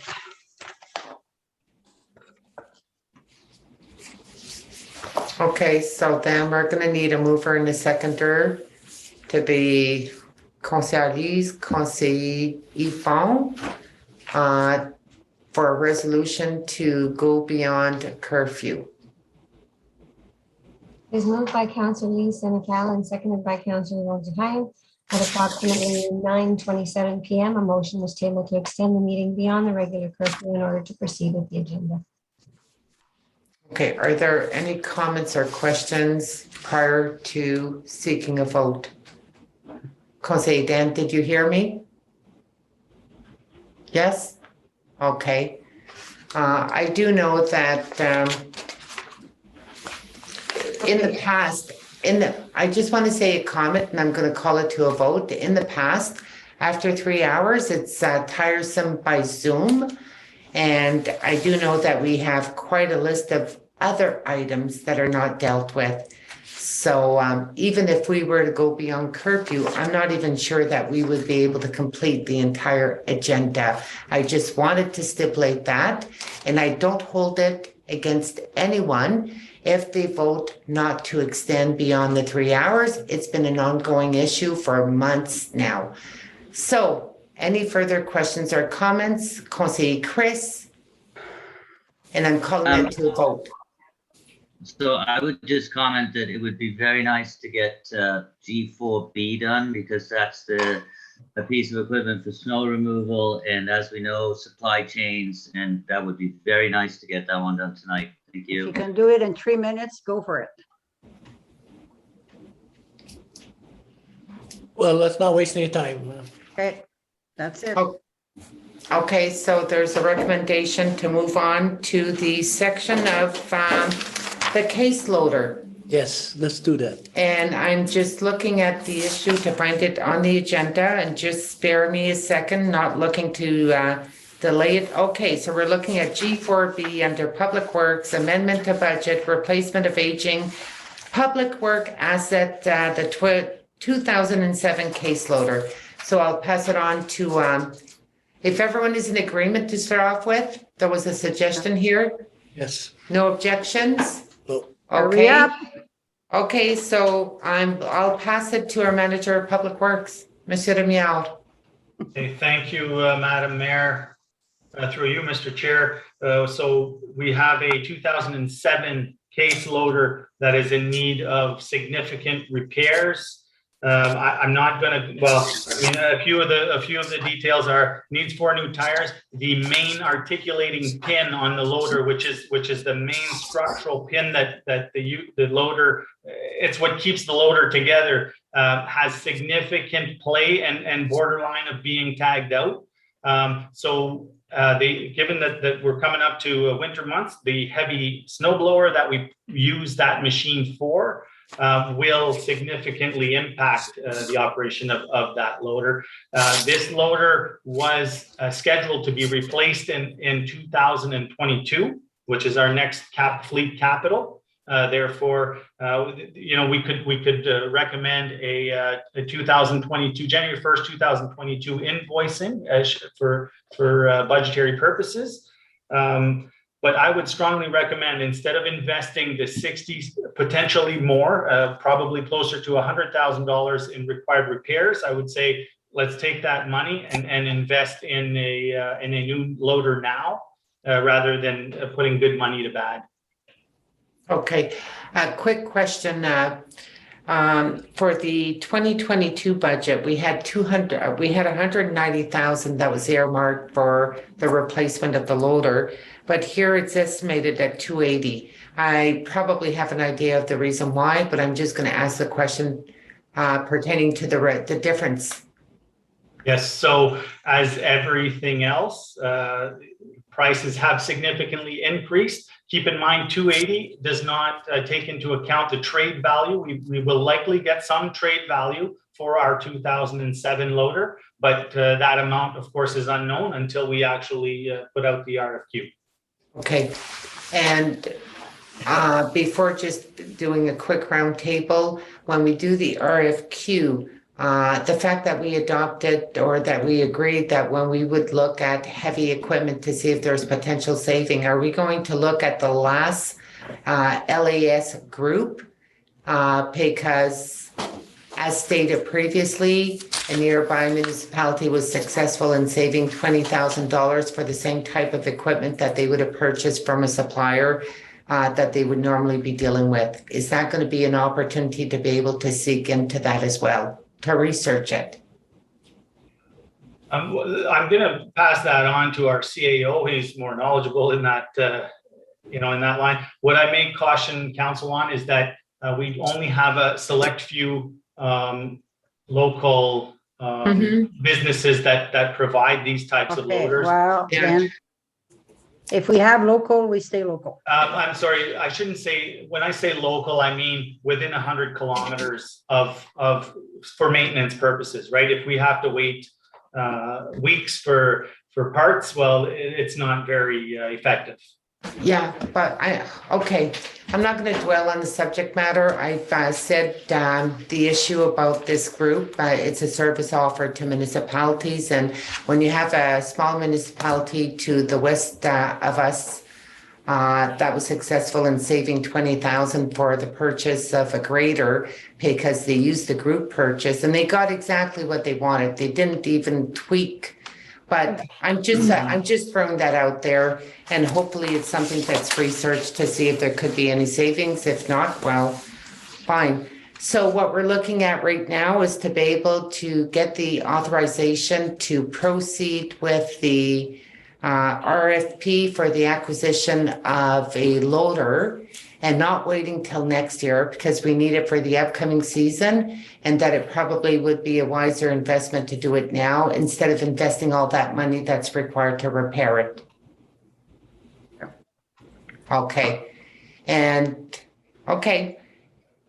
So we're looking at a ticket item of roughly around 280, but it could be less pending on Trade-in and other things. Okay. And if we don't do it, what's the impact on service? Well, It could be. No, I mean, people are listening and, okay, Conseil Yvon? Chair. Okay, I just want to let everybody know, this machine that we're speaking of is probably one of the machines that we utilize the most in everyday use. Every day, if you notice, if you can see the loader going down the road all the time, and it's being utilized for everything. And there'll be a great impact if we don't have it for the winter, as said before. I'm not going to repeat because I've got no time. But we need the machine, and I would recommend, because we're going to purchase it next year, we'll need the machine, and I recommend we do it now. And the price of steel has quadrupled in the last year, so that's why everything is so expensive. So let's not wait till the price increase again. So I recommend, and I ask councillors to please support getting the purchase of this grader. Okay, Conseil Denis, Conseil Rowley. Just from my curiosity, Sean, what's the lifespan of those machines typically? Well, after 10 years, you're probably looking at 1,000 hours on the motor. So it's getting up there. The transmission's getting up there. It's tough to say. This one here is a 2007. So we got 14 years out of it. So it's tired. Did we buy that new? To my knowledge, it was purchased new. Okay, thank you. Conseil Rowley. Thank you, Madam Chair. Yes, I support what Yvonne's stated also. It's the well-used machine, like it's handy all over. And we're talking about serious issues when you're talking about the midship pins when they're going. It has to be addressed, so we need to move on this fast. We need to get this. Thank you. Are there any other questions? Okay, so there's a recommendation to proceed with the RFP right now for the acquisition of the equipment to be able to have it for this upcoming winter. Is there something that I'm missing, Jay? No? Okay. So is there any objection in providing direction to staff? Do we need a resolution? No. No resolution? Okay. So no objections? Okay, so direction is to proceed in doing the steps that are required to get the acquisition of the equipment for this upcoming winter season. Okay. So I'm going to go back to the resolution pertaining to curfew. Because we did have a mover, we did have a seconder. Was the resolution read? I'll read it again because the time has Okay. changed. At approximately 9:38 p.m., a motion was tabled to extend the meeting beyond regular curfew in order to proceed with the agenda. Okay, so if there's no questions, who is in favor of proceeding beyond the curfew at this time? 1, 2, 3, 4. 1, 2, 3, 4. Psych. Okay, so the curfew's extended. 2:36. Sorry. Whoa, Sorry. whoa, whoa, whoa. Okay, 2/3 majority is required. Is that correct? Wow, we've been doing it. So. I know. I'm just asking our clerk if that's correct. 2/3 majority is required to be able to extend curfew. I believe she's beyond, correct, but I will just verify. Yeah, Mr. Barber beyond 9:30, and then if we want to go beyond an hour extension, then we need 100% support. We're not. Okay, so by not having 6, it means that curfew is not extended. Correct.